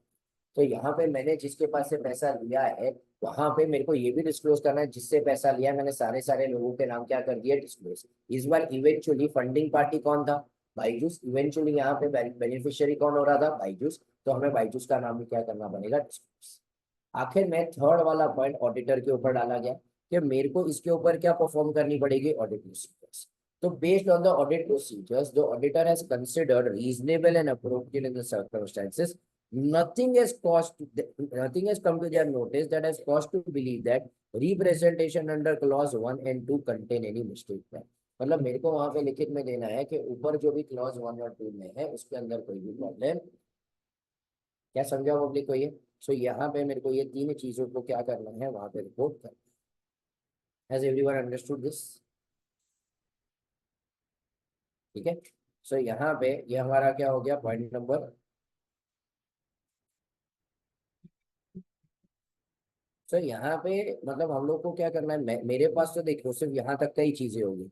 मैं उनके पास सिर्फ written representation मांग सकता हूँ कि भाई आप ये कुछ भी प्राइवेट लिमिटेड को जो लिया हुआ है, ये पैसा कहीं पे और फर्दर यूज नहीं हो रहा है। और मैं इनके पास से भी एक्सटर्नल कंफर्मेशन ले सकता हूँ। तो आई विल टेक बाईजूस से कंफर्म रिटर्न रिप्रेजेंटेशन, और मैं कुछ भी प्राइवेट लिमिटेड से क्या ले लूंगा, एक्सटर्नल कंफर्मेशन, कि ये जो पैसा दिया गया है वो सिर्फ तुम दोनों यूज कर रहे हो, क्या ये पैसा कहीं और तो दिया जा रहा है। बस उससे ज्यादा मेरे पास भी कोई ज्यादा ऑप्शन क्या होगा। हाँ बट लेकिन फिर इसलिए तो हम कभी भी as an auditor absolute assurance नहीं देते। याद कर, इनहेरेंट लिमिटेशन में fraud was one of the inherent limitations by management. अब मैनेजमेंट अगर फ्रॉड कर रहा है, मैंने तो कर लिया अपनी प्रोसीजर, अब इससे ज्यादा मैं क्या ही कर सकता हूँ। मेरे को थोड़ी यहाँ पे कुछ भी प्राइवेट लिमिटेड के बुक्स ऑफ अकाउंट्स मिलने वाले।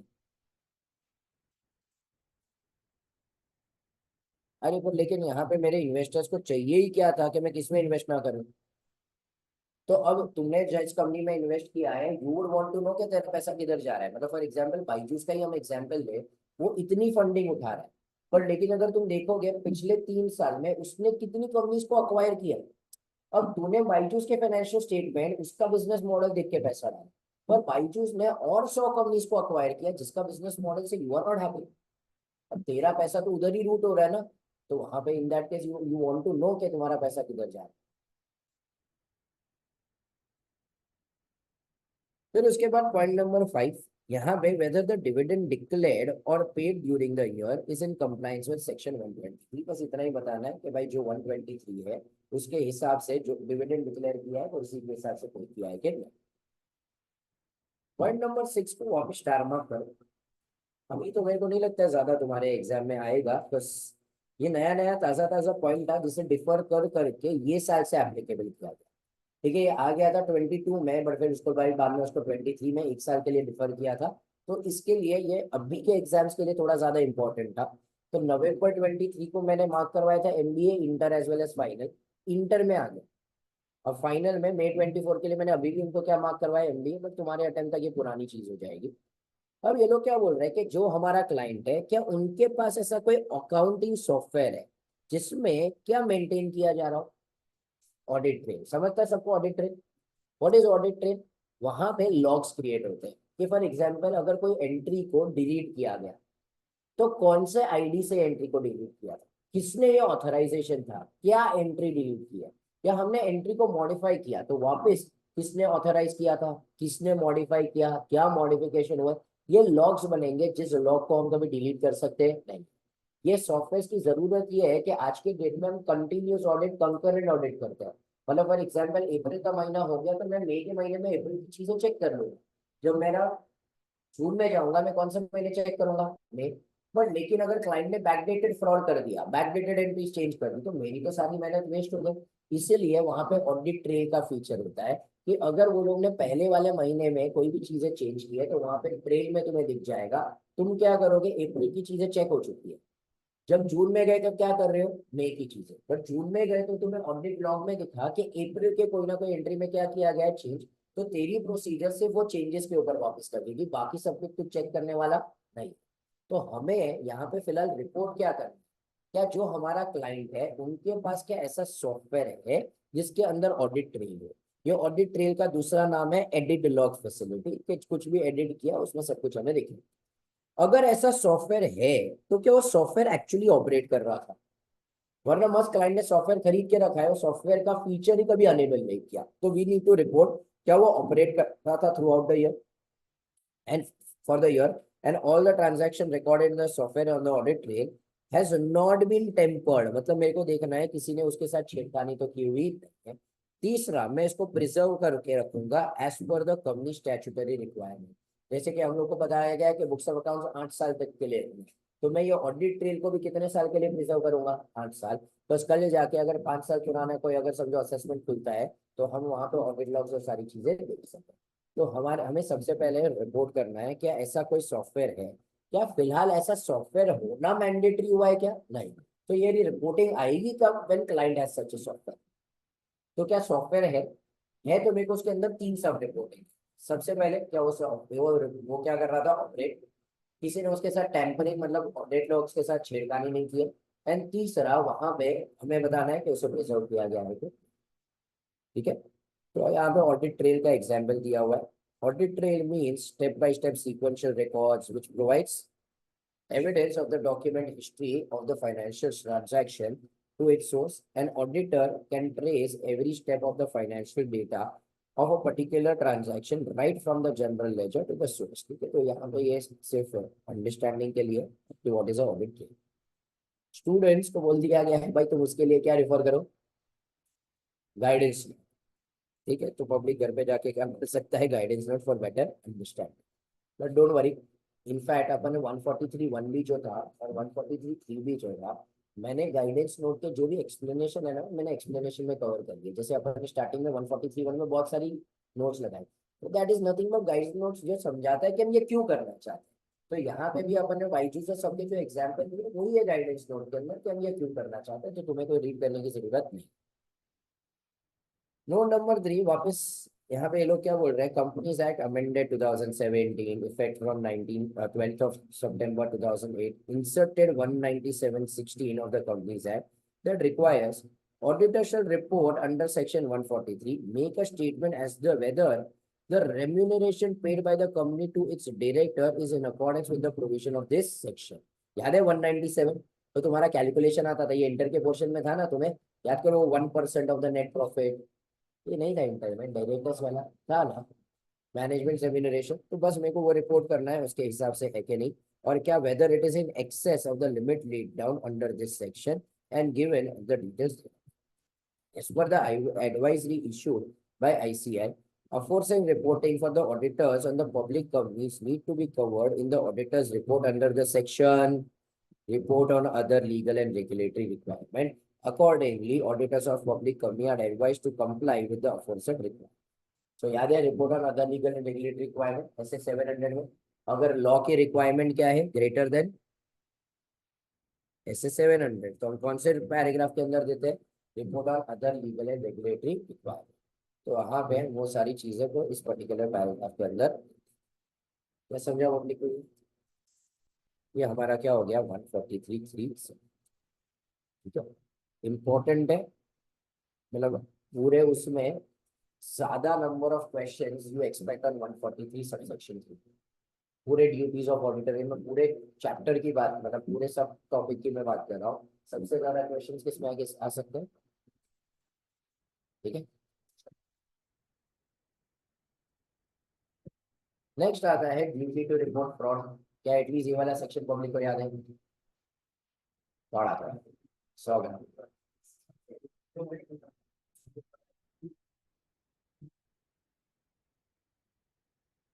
आरओ के टाइम उसमें अपने गाइडेंस में अलग नहीं है, उसका सिर्फ गाइडेंस नोट सिखाया था वहाँ पे, यहाँ पे पूरा सेक्शन।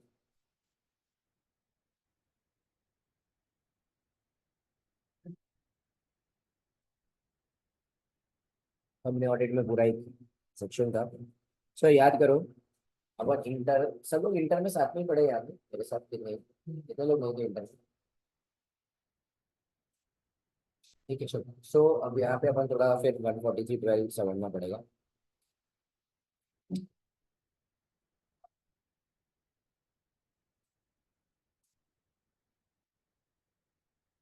ठीक है, सो 143 12, 143 12 क्या कहता है, ड्यूटी टू रिपोर्ट फ्रॉड। क्या ड्यूटी टू रिपोर्ट, और एग्जाम्पल जगह से भाई अपना सीए गया है, वहाँ पे ऑडिट करने गया, ठीक है, उस सीए को क्या मिला भाई वहाँ पे fraud, क्या मिला वहाँ पे fraud। तो आपका क्या बोला गया है, रिपोर्टेड इमेज, क्या बोला गया है, रिपोर्टेड, इसको जाके इमेज की रिपोर्ट करना चाहिए पहले ऑडिट कमेटी, और इसको रिपोर्ट करना चाहिए। तो पहले वो लोग बोल रहे हैं कि भाई कंपनी में फ्रॉड मिला,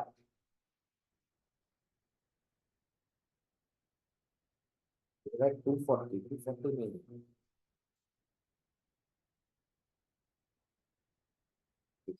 सो वहां पे हमें क्या मिला भाई, फ्रॉड मिला। तो रिपोर्टेड इमीडिएटली, लेकिन वो लोग बोले बाहर वाले को बता रहे थे, पहले अंदर वाले को तो बताओ। तो पहले जाके तुम किसको बुलाओगे, ऑडिट कमेटी और board। किसको जाके बताओगे, ऑडिट कमेटी और बोर्ड। ठीक है, सो यहाँ पे फॉर एग्जाम्पल लेट अस से पंकज, है पंकज ऑर्डिनेट के नहीं है, जा चुका है, साइंटिफिक होता है जीएमसी, ठीक है।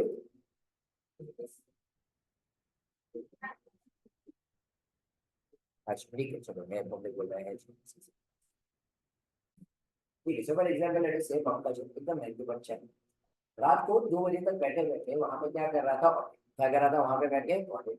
तो भाई ऑडिट करते करते उससे वहां पे क्या मिला भाई, फ्रॉड, क्या मिला भाई वहां पे उसे फ्रॉड।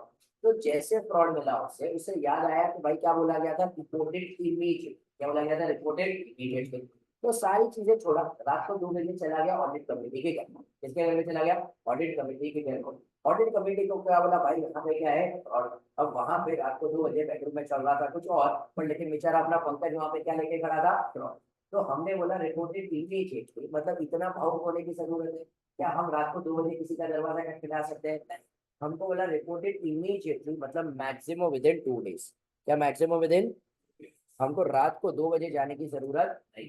तो कितने दिन में रिपोर्ट करोगे, 2 डेज। अनफॉर्चुनेटली इतने छोटे से पॉइंट के ऊपर भी वो लोगों ने सवाल पूछा हुआ है कि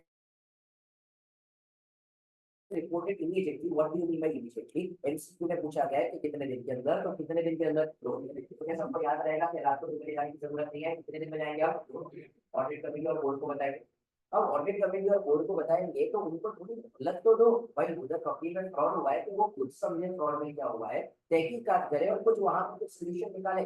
तो हम उनको ये फ्रॉड के ऊपर रिप्लाई भी देने के लिए 45 डेज की मांग, कितने दिन की, फ्रॉड हमने ढूंढना है, तो फ्रॉड इतना सिंपल नहीं हो सकता है ऑडिट कमेटी बोर्ड इसकी तहकीकात करने के लिए फॉरेंसिक वाले को बुलाएंगे और हम पे पूरा इन्वेस्टिगेशन करवाएंगे, तो हम उन्हें रिप्लाई देने के लिए कितने दिन की मोहलत दे रहे हैं, 45 है तेरा ध्यान यहाँ पे, कितने दिन की मोहलत दे रहे हैं, 45। आधे से ज्यादा लेक्चर तेरा ध्यान नहीं था, एक दिन का ध्यान नहीं था, चुन चुन के देख रहा है कि इसका। सो यहाँ पे हम लोग ये चीज कह रहे हैं कि भाई हमें क्या करना पड़ेगा, उनको रिप्लाई देके मांगना पड़ेगा कितने दिन के अंदर फॉर्म। तो बात हो जाए, या तो वो लोग का रिप्लाई आया या तो वो लोग का रिप्लाई, तो कोई बोल रहा है मेरे एग्जाम इंटर से एक एग्जाम में एक क्वेश्चन आया, ठीक है। तो यहाँ पे हम लोग क्या बोल रहे हैं, दिस केस आपको हमने क्या बोला, रिप्लाई आया या तो reply, let us assume reply आया। तो इन दिस केस हम क्या करेंगे, हम सीजी के पास, इसके पास जाएंगे। बस ये सेक्शन ही क्या है, ड्यूटी टू रिपोर्ट फ्रॉड उस सेंट्रल का। तो भाई फ्रॉड मतलब ऑडिट कमेटी बोर्ड का रिप्लाई आया। अब मैं जाऊंगा सीजी के पास, सीजी को जाके पहले क्या दूंगा, मेरा रिपोर्ट मतलब फ्रॉड। पर ये लोगों का जो रिप्लाई आया वो रिप्लाई बता रहा हूँ। तीसरा, अगर मैं उसके ऊपर कुछ कमेंट देना चाहता हूँ वीडियो के रिप्लाई के ऊपर, तो मैं अपने खुद के क्या दे दूंगा। तो मैंने सीजी को जाके कुछ चीजें दी, पहले क्या दिया, फिर क्या दिया, और उसके ऊपर क्या दे दिया, मेरे पास। बट लेकिन ये मेरे को कितने दिन में जाके बताना पड़ेगा, 15 डेज, कितने दिन के अंदर। अच्छा 15 डेज कब से काउंट करोगे, मतलब डेट ऑफ क्या फ्रॉम द डेट ऑफ, मतलब मैंने उसको बोला था भाई फ्रॉड आया, हम लोग ने उसको 45 डेज की मॉडल, मैंने उसको बताया फ्रॉड के बारे में 1 जनवरी। 45 डेज कब समाप्त हो गए, वैलेंटाइन डे, और 31 डेज जनवरी को, 14 डेज फरवरी, तो टोटल कितने हो गए 40। मैनेजमेंट में वैलेंटाइन डे की राह नहीं, वो लोग ने अपना रिप्लाई 31 जनवरी को। अब मैं 15 दिन कब से काउंट करूंगा, 30 तो मैं 15 दिन में जाऊंगा सीजी के पास, सीजी को जाके देखूंगा। पर अगर रिप्लाई ही नहीं है, क्या नहीं आया, तो भी ये क्या कहते हैं, 45 डेज में चले जाओ CG के पास। या 45 डेज में, सॉरी 15 डेज के अंदर चले जाओ सीजी के पास।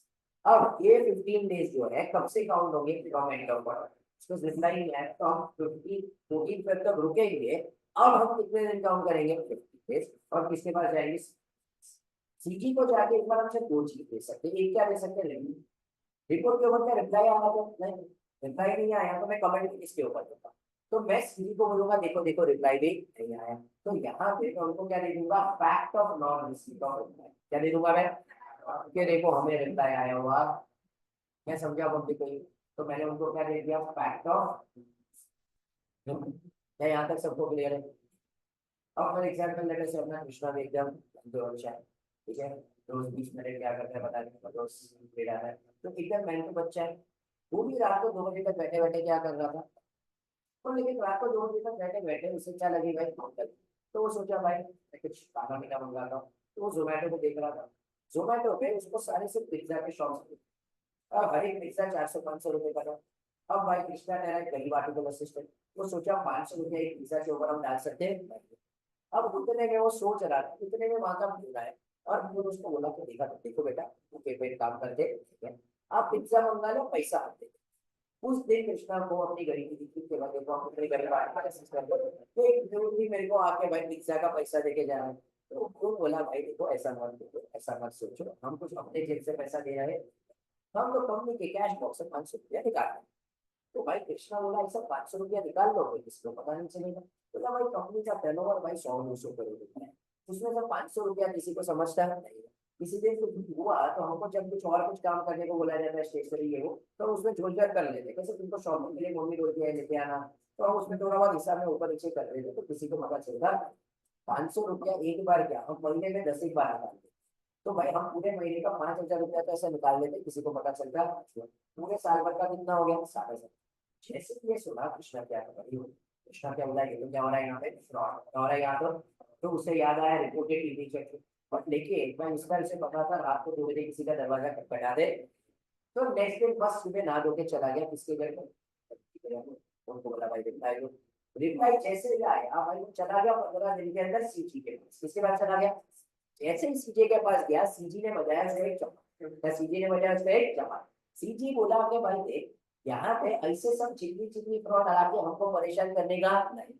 तो कृष्णा बोला भाई what is chilli for you and what is not chilli for you, बस मैं तो कह रहा है गरीब आर्टिकल असिस्टेंट, मेरे लिए 7,000 रुपया एक चौड़ा अमाउंट नहीं है, ठीक है, पूरे साल में इसमें मैं इतने में मजदूरी करता हूँ, तो तुम बताओ भाई तुम्हारे लिए क्या चिल्ली है और क्या व्हाट इज नॉट चिल्ली। तो सेंट्रल गवर्नमेंट बोला any fraud which is less then 1 crore is chilli for us. तो यहाँ पे अगर फ्रॉड 1 करोड़ या उससे ज्यादा होगा तो ही आके हमको परेशान करने का, चिल्ली चिल्ली फ्रॉड हमको बताने के कि हम यहाँ पे हमारे पास इतने भी वेले नहीं है कि हम ये सारे चिल्ली फ्रॉड के ऊपर ध्यान रखें। तुम्हें ऐसा लगता है कि हम कुछ काम नहीं करते, जो कि सच भी है, पर इतने भी वेले नहीं है कि भाई हम ये 60,000 के फ्रॉड देखते हैं। पर क्या ऑडिट कमेटी को जाके बताने की जरूरत है, उनको तो बताएंगे ना कि भाई तुम्हारे एम्प्लॉइज में 60,000 का फोकट का पैसा था, बस सीजी के पास जाने की जरूरत। हम कब के बोल रहे हैं चले जाओ सीजी के पास, सीजी के पास, सीजी के पास। सीजी मतलब किसके पास जाओगे? अमित शाह के पास जाओगे, मोदी जी के पास जाओगे, किसके पास जाओगे? एनसीए के पास जाओगे। तो यहाँ पे हम ये आपको बताएंगे इसको secretary ministry of corporate affairs. कैसे बताएंगे? व्हाट्सएप करोगे, ईमेल करोगे। RPA, the sealed cover by RPA. What is RPA? Registered Post Acknowledgement Page. What is this? काफी बार हम लोग क्या करते हैं ना, जो पोस्टमैन अंकल आते हैं वो काफी बार ऐसे पोस्ट करके चले जाते हैं। काफी बार जब आते हैं हमारे पास सिग्नेचर, जो नॉर्मल पोस्ट डाल के गए ना उसे हम कहते हैं सर्टिफिकेट ऑफ। अब यहाँ पे मैंने तुमको नॉर्मल, तुम्हारा बर्थडे बर्थडे था तो मैंने क्या भेजा भाई, पोस्ट कार्ड, वो वर्षमैन अंकल डाल के चले गए। तूने देखा नहीं देखा मेरे को बता, पर मेरे को जानना है कि तूने मेरा कार्ड देखा कि नहीं देखा। तो अब मैं कैसे भेजूंगा? RPAD से या तो स्पीड पोस्ट से, जहां पे पोस्टमैन अंकल तुम्हारे पास से साइन देंगे कि भाई ये लेटर तुम्हें मिल चुका है, तो आई हैव अ प्रूफ कि तेरे को मेरा नोटिफिकेशन, मेरा जो लेटर था वो मिल चुका है। तो इतनी इंपॉर्टेंट बात कम्युनिकेट कर रहे हैं, तो हमें कैसे कम्युनिकेट करनी चाहिए? RPAD से या तो स्पीड पोस्ट से। क्या यहाँ तक समझो? ये जो पूरी जिम्मेदारी है 143 में रिपोर्ट करने की, सिर्फ मेरे मतलब चार्टर्ड अकाउंटेंट के कंधों पे नहीं है। ये जिम्मेदारी एक CS, CMA तीनों के कंधों पे। क्या कंपनीज एक्ट से भी चार्टर्ड अकाउंटेंट के ऊपर लगेगा? क्या नहीं, CS भी तो काम कर रहा है ना, CMA भी तो काम कर रहा है। तो अगर फ्रॉड एक CS को मिला तो ये पूरी चीज मतलब 45 डेज में रिप्लाई, 2 दिन में जाओ ऑडिट कमेटी बोर्ड के पास, रिप्लाई हो 15 दिन में जाओ सीजी के पास। ये पूरा टाइम पास कौन करेगा? मैं करूंगा कि CS करेगा? अगर ये फ्रॉड सीएमए को मिला तो ये पूरा चीज कौन करेगा? अगर हमने ये सेक्शन के साथ कंप्लाई नहीं किया और कंपनी लिस्टेड कंपनी थी, क्या कंपनी क्या थी? देखो 5 लाख की पेनल्टी कितने की? बस भाई यहाँ पे फ्रॉड एक बड़े मैग्नीट्यूड का हो सकता है, पब्लिक इंटरेस्ट इन्वॉल्व है। तो मैंने यहाँ पे रिपोर्टिंग में कुछ भी डिले किया, मेरे पे 5 लाख की पेनल्टी। बट अगर company is not a listed company, company is a not a listed company, private हो अनलिस्टेड कंपनी को, तो मेरे ऊपर पेनल्टी 1 लाख रुपए की है। वो बोला भाई ठीक है, जो छोटी छोटी कंपनी है वहां पे जैसे थोड़ा डील हो गया तो वहां पे बड़ा नुकसान नहीं है, कितनी पेनल्टी भरनी पड़ेगी? क्या समझा बोलते कोई? चलो, इसके ऊपर और गाइडेंस नोट भी है, पर पहले इतनी चीज को हम लोग पूरा पढ़ते हैं। As per 143(12) of the Companies Act, if an auditor in the course of the audit of the performance of his duty has reasons to believe that offense of fraud involving amount or amounts as may be prescribed is being committed or has been committed by officer or employee, the auditor shall report the matter to the central government within such time and in such manner as may be prescribed. अब what is manner prescribe, वो rule number 13 के अंदर सारी चीज लिखी हुई है। अच्छा, रूल नंबर याद रखने की जरूरत है? चलेगा, ठीक है। अगर तुम रख सकते हो तो नथिंग लाइक इट, बट अगर रूल नहीं हुआ तो चलेगा, but section will have to write. तो इसका सब रूल 1 क्या कहता है? If the auditor of a company in the course of performance of his duty, a statutory auditor has reasons to believe that an offense of fraud which involves is expected to involve individually an amount of 1 crore or above is being committed or committed against the company by its officer, the auditor shall report a matter to the central government. फिर अभी हम लोग को बताया manner of reporting क्या होगा। The auditor shall report the matter to the board or the, as the case may be, immediately but not later than, ठीक है, तो रात को 2 बजे जाने की जरूरत नहीं है। Of his knowledge of the fraud seeking reply और observation within 45 days। On the receipt of such reply or observation, the auditor shall forward the report and reply or observation of the audit committee along with its comment। तो यहाँ पे उसने क्या क्या दे दिया? यहाँ पे हम ऑडिटर ने सीजी को क्या क्या दे दिया? 3 चीजें। एक क्या दे दिया? रिपोर्ट। उसके ऊपर तो क्या दे दिया? रिप्लाई। और उसके ऊपर क्या खुद के दे दिए? ठीक है, कितने दिन के अंदर दे दिया? 15 डेज। कितने दिन में दे दिया? 15 days from the date of receipt of reply. तो जब रिप्लाई मिला उससे 15 डेज के अंदर। अगर ये कौन सा केस था? अगर हमें रिप्लाई मिला, ठीक है, तो this was what? Reply received. हो सकता है रिप्लाई ही नहीं आया, ठीक है, तो यहाँ पे रिप्लाई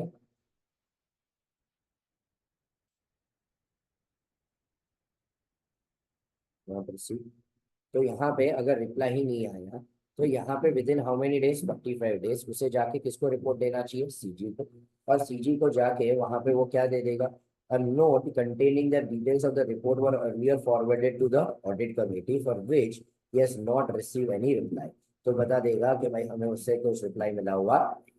तो यहाँ पे वो क्या दे रहा है, दो चीजें, एक क्या दे रहा है, यहाँ पे क्या दिया था, रिपोर्ट ऑब्जर्वेशन, सॉरी रिपोर्ट, फिर उसके बाद यहाँ पे ये लोगों के जो भी ऑब्जर्व रिप्लाई मिला था वो, और कमेंट्स। यहाँ पे मैं सिर्फ क्या दे रहा हूँ, रिपोर्ट, और क्या बोल रहा हूँ, रिप्लाई इज नॉट रिसीव। तो यहाँ पे हम लोग जाएंगे किसके पास, सीजी के पास, क्या दे देंगे, एक तो रिपोर्ट और क्या दे देंगे, नॉन रिसीव। तो रिप्लाई हमें मिला नहीं। ये चीजें हम जाके किसको बता देंगे, NCA, that secretary ministry of corporate affairs. कैसे बताएंगे, सील कवर में आरपीएडी से, या तो कैसे बता देंगे, स्पीड पोस्ट। फॉलो अप के लिए ईमेल चलेगा, बट सिर्फ और सिर्फ ईमेल चलने वाला।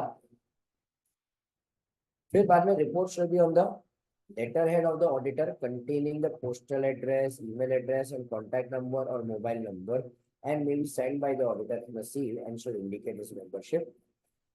ये जो पूरी चीजें हमें करनी है, कौन से फॉर्म में करनी पड़ेगी, एडीटी 4। ठीक है, अगर तुम्हें याद हो मल्टीपल फॉर्म्स थे, अपॉइंटमेंट के बाद एडीटी 1, रिमूवल के लिए एडीटी 2, फिर बाद में रेजिग्नेशन के लिए एडीटी 3, फ्रॉड रिपोर्ट करना है तो ADT 4।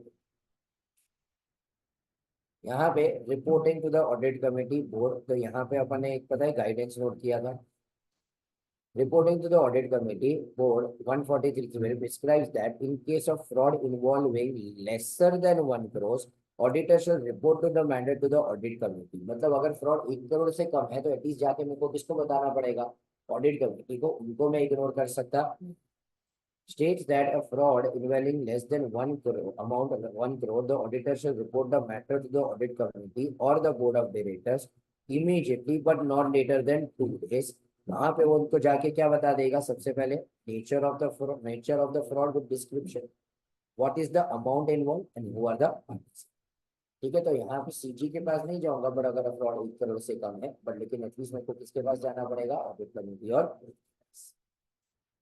Next, further prescribes where audit found fraud to the audit committee but not reported to the central government shall disclose the detail of such fraud in the board's report। मतलब ये पूरी चीज को वो लोग को कहाँ पे देना पड़ेगा, बोर्ड रिपोर्ट के अंदर। अब वो लोग बोर्ड रिपोर्ट के अंदर वो लोग भी क्या दे देंगे, सेम चीज है, ऊपर जो तीन चीजें थी, nature of the fraud, amount, फिर पार्टीज, बट लेकिन if remedial action is not taken and the remedial actions. अब बोर्ड है तो वो लोग रेमेडियल एक्शन भी लेंगे फ्रॉड के लिए, तो उनको क्या देना पड़ेगा, remedial action.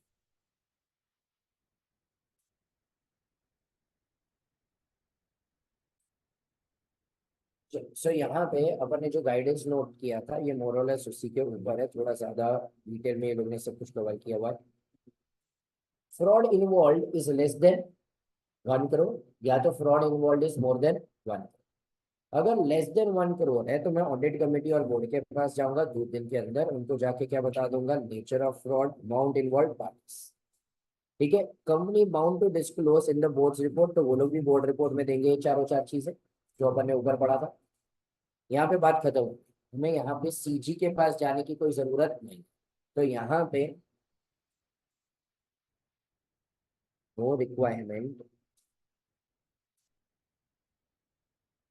Report to CG, क्योंकि अमाउंट कितना है, 1 करोड़ से कम। अब अगर फ्रॉड 1 करोड़ या उससे क्या है ज्यादा, मतलब अगर थोड़ा वापस गौर फरमाओगे यहाँ पे लेस देन है, अगर fraud exactly equal to 1 crore हुआ तो भी मेरे को किसके पास जाना पड़ेगा, CG.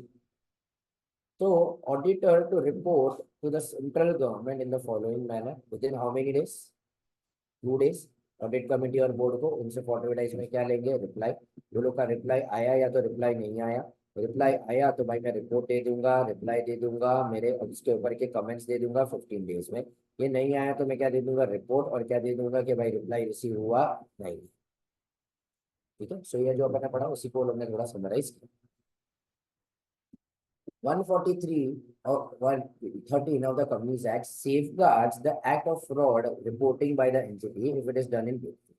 It states that no duty to which auditor of a company may be subject shall be regarded as contravened by any reasons of his reporting the matter above if it is done in the oath.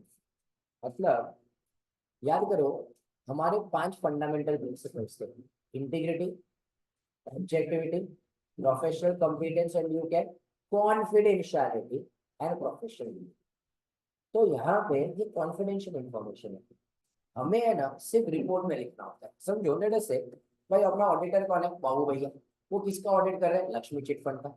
उनको बताया Lakshmi chit fund में सबको scheme दी जा रही है, 21 दिन में पैसा डबल। उन्होंने अपने ट्विटर पे डाल दिया, उन्होंने भाई अपने फेसबुक इंस्टा हर एक अकाउंट के ऊपर डाल दिया कि पब्लिक को स्कीम दिया जा रहा है, 21 दिन में पैसा डबल। और ठीक है, यहाँ पे वैसा वो अनुराधा को बोल दिया कि बाबू भैया के स्टाइल है, तो यहाँ पे ऐसा करके हर जगह पे उसने डाल दिया कि बाबू भैया ऐसा कर सकते हैं। ये कॉन्फिडेंशियल रिलीज करता है। उसका ऑब्जेक्टिव और उसकी ड्यूटी क्या है कि वो रिपोर्ट दे। तो अगर उसे फ्रॉड मिला है तो उसे रिपोर्ट करना पड़ेगा अपने रिपोर्ट के अंदर। क्या ऐसा वो ट्विटर विटर पे डाल सकता है कि वो एलन मस्क है क्या? तो यहाँ पे हम ये सारी चीजें कर सकते हैं नहीं, उसे सिर्फ कहाँ पे देना पड़ेगा? रिपोर्ट। पर 143.12 इज एन एक्सेप्शन। पूरी दुनिया को मत बताओ, but as per 143.12 audit committee board को और सेंट्रल गवर्नमेंट को जाके बताना पड़ेगा। तो यहाँ पे तेरी कोई भी कॉन्फिडेंशियलिटी ब्रीच नहीं हो रही है अगर तूने ये सारी चीजों को कौन से फेथ में किया हुआ है? Good faith. क्या कौन से फेथ में किया है? Good faith. तो why are they saying in good faith? काफी बार किसी की बैंड बजाने के लिए, इसमें कुछ ज्यादा कोई फ्रॉड नहीं किया हुआ, हमसे बोल रहे हैं इसने फ्रॉड किया, अभी भी मुकदमा चल रहा है और हम लोग सीधा जाके सीजी को जाके बोल के आ रहे हैं just so that for example जिसने जिसके ऊपर फ्रॉड का इल्जाम लगाया गया उसकी बैंक लग जाए। तो यहाँ पे लोग बोल रहे हैं भाई गुड फेथ में किया तो चलेगा, कोई प्रॉब्लम नहीं। It is very important to note that provisions regarding fraud reporting shall apply mutatis mutatis to a cost auditor and the SCS। ठीक है, तो ये दोनों चीजें उनको भी लगेगी, ये उनकी भी ड्यूटी है कि वो लोग इसके साथ क्या करें? कंप्लाई करें। If an accountant, cost accountant, company secretary in practice do not comply with the provision of 143.12, liable for a penalty of 5 lakh in case of a listed company, 1 lakh in case of any other।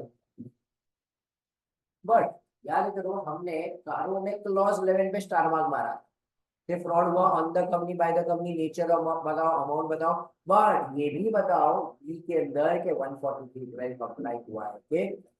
तो ये लोग बोल रहे हैं auditor is also required to report under clause 11 of para 3 of Code 20 whether the fraud on or company or the by company has noticed, if yes, the nature and the amount involved। ठीक है, the auditing and the assurance standard board ICI issued a guidance note on reporting under 143.12 of the Companies Act to provide guidance to the members on reporting in this requirement। जो guidance note मैं तुम्हें already पढ़ा चुका हूँ, जो अपने कारों के अंदर ऑलरेडी लिख ली। तो गाइडेंस नोट याद है पब्लिक को? तो हमने ढूंढा, किसी और ने ढूंढा, 1 करोड़ से कम है, 1 करोड़ से ज्यादा है, कारों में तो रिपोर्ट करना। तो गाइडेंस नोट हम लोग ने पढ़ ली क्योंकि इसके ऊपर क्वेश्चन आने के चांसेस। क्या समझा पब्लिक को? ये हमारा हो गया 143। हो गया हमारा ये 143। I am not very sure ये सब कुछ अभी क्या करेंगे। अब ये सब चीज है ना, पहले तो फाइनल सी में आती नहीं, क्यों? इंटर सी में सब कुछ था ना, तो इंटर सी में पूछते थे, वेटेज भी 20 मार्क का था ना। अब इंटर सी में चैप्टर ही ये डोंट हैव डिसिप्लिन, लॉ में रखा हुआ है, ऑडिट में से क्या कर दिया उन्होंने। सो अभी आई डोंट नो कि वो लोग क्या करना चाहते हैं, specially they omitted the chapter of Companies Act, but they picked out this particular sections and they're still printed as a few different topic। तो अब आई डोंट नो, अपने को 2 अटेम्प्ट के बाद थोड़ा क्लैरिटी मिलेगा कि क्या करना है। पुराने वाले अटेम्प्ट को मैं बहुत कॉन्फिडेंटली बोलता था कि ये जितने भी कंपनीज एक्ट के सेक्शन है तुम एट द एंड में देखो, भले ये चीज तुमने इंटर में पढ़ी है, तुम्हें आती है, पर एग्जाम के दिन तो रिविजन में टाइम जाता है। फर्स्ट रिवीजन, सेकंड रिवीजन के वक्त कंपनी ऑडिट भी काफी बार 5 से 10 घंटा खा लेता है, तो सब कुछ तुम रिवाइज करोगे तो a lot of time, we don't have so much of time। and since last 5 attempts company audit के नाम पे आईसीआई ने इंडेक्स पूछा है और कार पूछा, बाकी कोई भी सेक्शन पूछा हुआ। अब अपने को 2 अटेम्प्ट 3 अटेम्प्ट बाद पता चलेगा कि तुम्हारे एग्जाम्स के लिए क्या होगा। तो यहाँ पे हमारा क्या हो गया 143। आगे बढ़ते हैं। अब यहाँ पे वो लोग ने 240 का एक छोटा सा जिक्र कर दिया। इस क्या कर दिया एकदम एकदम चौड़ा सा जिक्र। 240 पूरी तरह से तुम्हारे क्वेश्चन में कहीं दिया ही नहीं। तो 240, तो 240 का एक चौड़ा सा सिर्फ क्या कर दिया, जिक्र, स्टैंडर्ड भी नहीं दिया। कि ये सारी चीजें भाई तुम प्रोनाउंसमेंट से जाके पढ़ लो, ये तुम्हारे क्वेश्चन में है। वहीं पे हम लिखवा रहे हैं। अच्छा,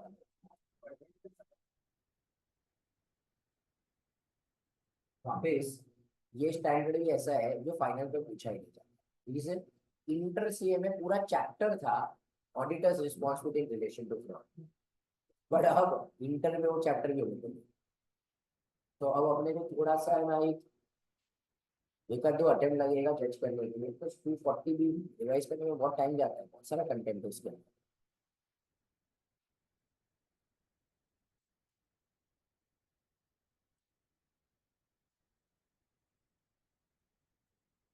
Doubt है, if the reply is not received from the management, then the auditor is required to report within 15 days of the report. तो 15 डेज कब से काउंट करेंगे, हमने डिस्कस किया ना, कब से काउंट करेंगे, फ्रॉम एंड ऑफ 45 डेज। तो हम पूरा 45 डेज इस बार रखेंगे।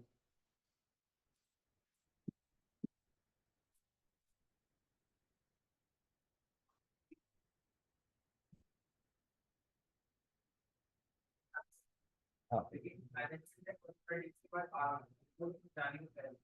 हाँ, तो मैं सीजी को तो दूंगा ना उनका रिप्लाई। ठीक है, सिर्फ इसमें पेनल्टी शायद लगाई जा सकती है, कुछ कंप्लाइंस नहीं हुआ, पर लेकिन सीजी मेरे को जाने के पहले अगर मेरे पास आ गया ये लोग का रिप्लाई, तो अगला रिप्लाई टू सीजी।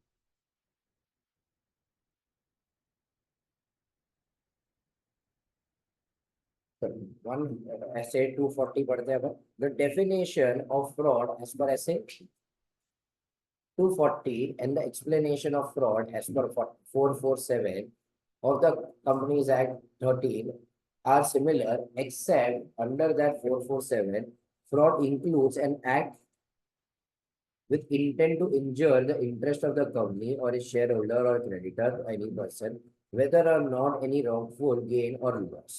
ठीक है, यहाँ पे अगर 447 क्या कह रहा है, तूने तेरा खुद का फायदा नहीं देखा, तूने ये फ्रॉड किया सिर्फ किसके लिए, कि कंपनी को इंजरी हो, उसके शेयर होल्डर्स को इंजरी हो, तो भी उसे हम क्या मानेंगे, फ्रॉड।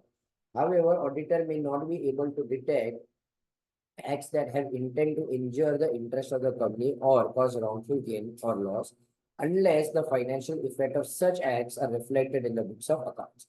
तो काफी बार हमारे लिए ढूंढना कंपेरेटिवली क्या हो जाएगा, मुश्किल।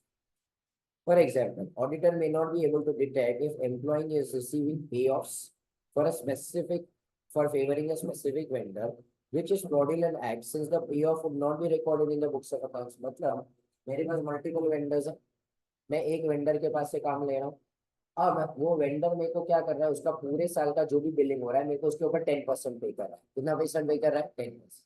फॉर एग्जाम्पल लेट्स से जेकेएससी की जो वेबसाइट है, for example I am taking care of उस वेबसाइट, मल्टीपल वेंडर्स है, मैं एक वेंडर को काम दे रहा हूँ, वो वेंडर मेरे को उसके ऊपर क्या पे कर रहा है, 10%।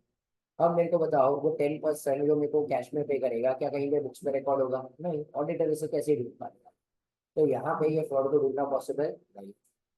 If the password of a key manager person is stolen and misused to access confidential restricted information, the effect of the same may not be determined by the management or by the।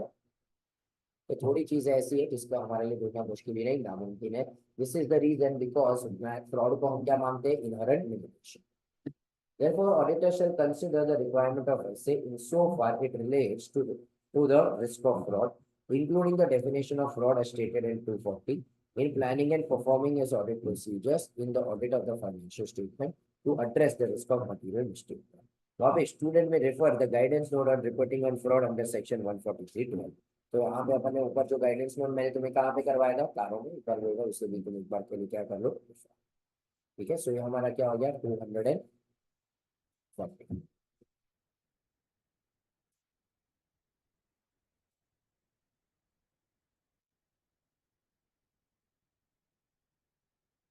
duty to report on any other matter specified by the CG। तो हमें ऊपर सारे दुनिया भर की चीज बोली गई है, ये रिपोर्ट करो, वो रिपोर्ट करो। अब यहाँ पे उन्होंने एक प्रोविजन खाली छोड़ के रखी है कि अगर हम लोग चाहे तो तुम्हें और भी कोई चीज बोल सकते हैं कि ये सारी चीजें भी तुम आके किसको रिपोर्ट करो, सीजी। जैसे तुमने फ्रॉड को रिपोर्ट किया, हम आगे जाके कुछ और प्रिस्क्राइब करते हैं तो वो भी तुम्हें जाके किसको रिपोर्ट करना पड़ेगा, CG.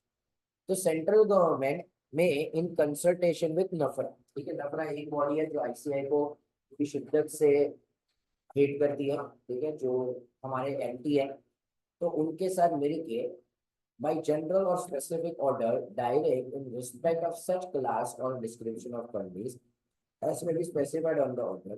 The auditor shall report shall also include a statement of such matter as may be specified therein. तो अगर हमें और कोई चीज के ऊपर रिपोर्ट चाहिए तो ऑडिटर को उसके ऊपर भी रिपोर्ट करना पड़ेगा.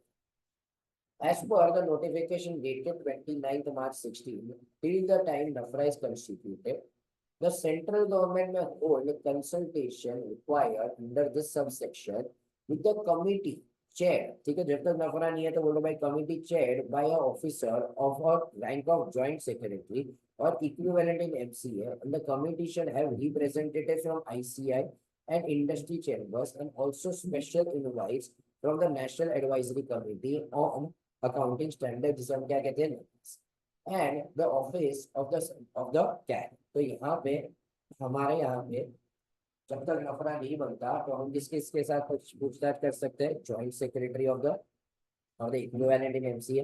दूसरा आईसीआई के मेंबर्स होंगे, इंडस्ट्री के होंगे, हम स्पेशल इनवाइटीज भेज सकते हैं नकाश वाले को, और कैग के ऑफिस में से भी लोग इसमें आ सकते हैं. However, by virtue of notification dated March 21st March in exercise of powers under subsection 1 of the Companies Act,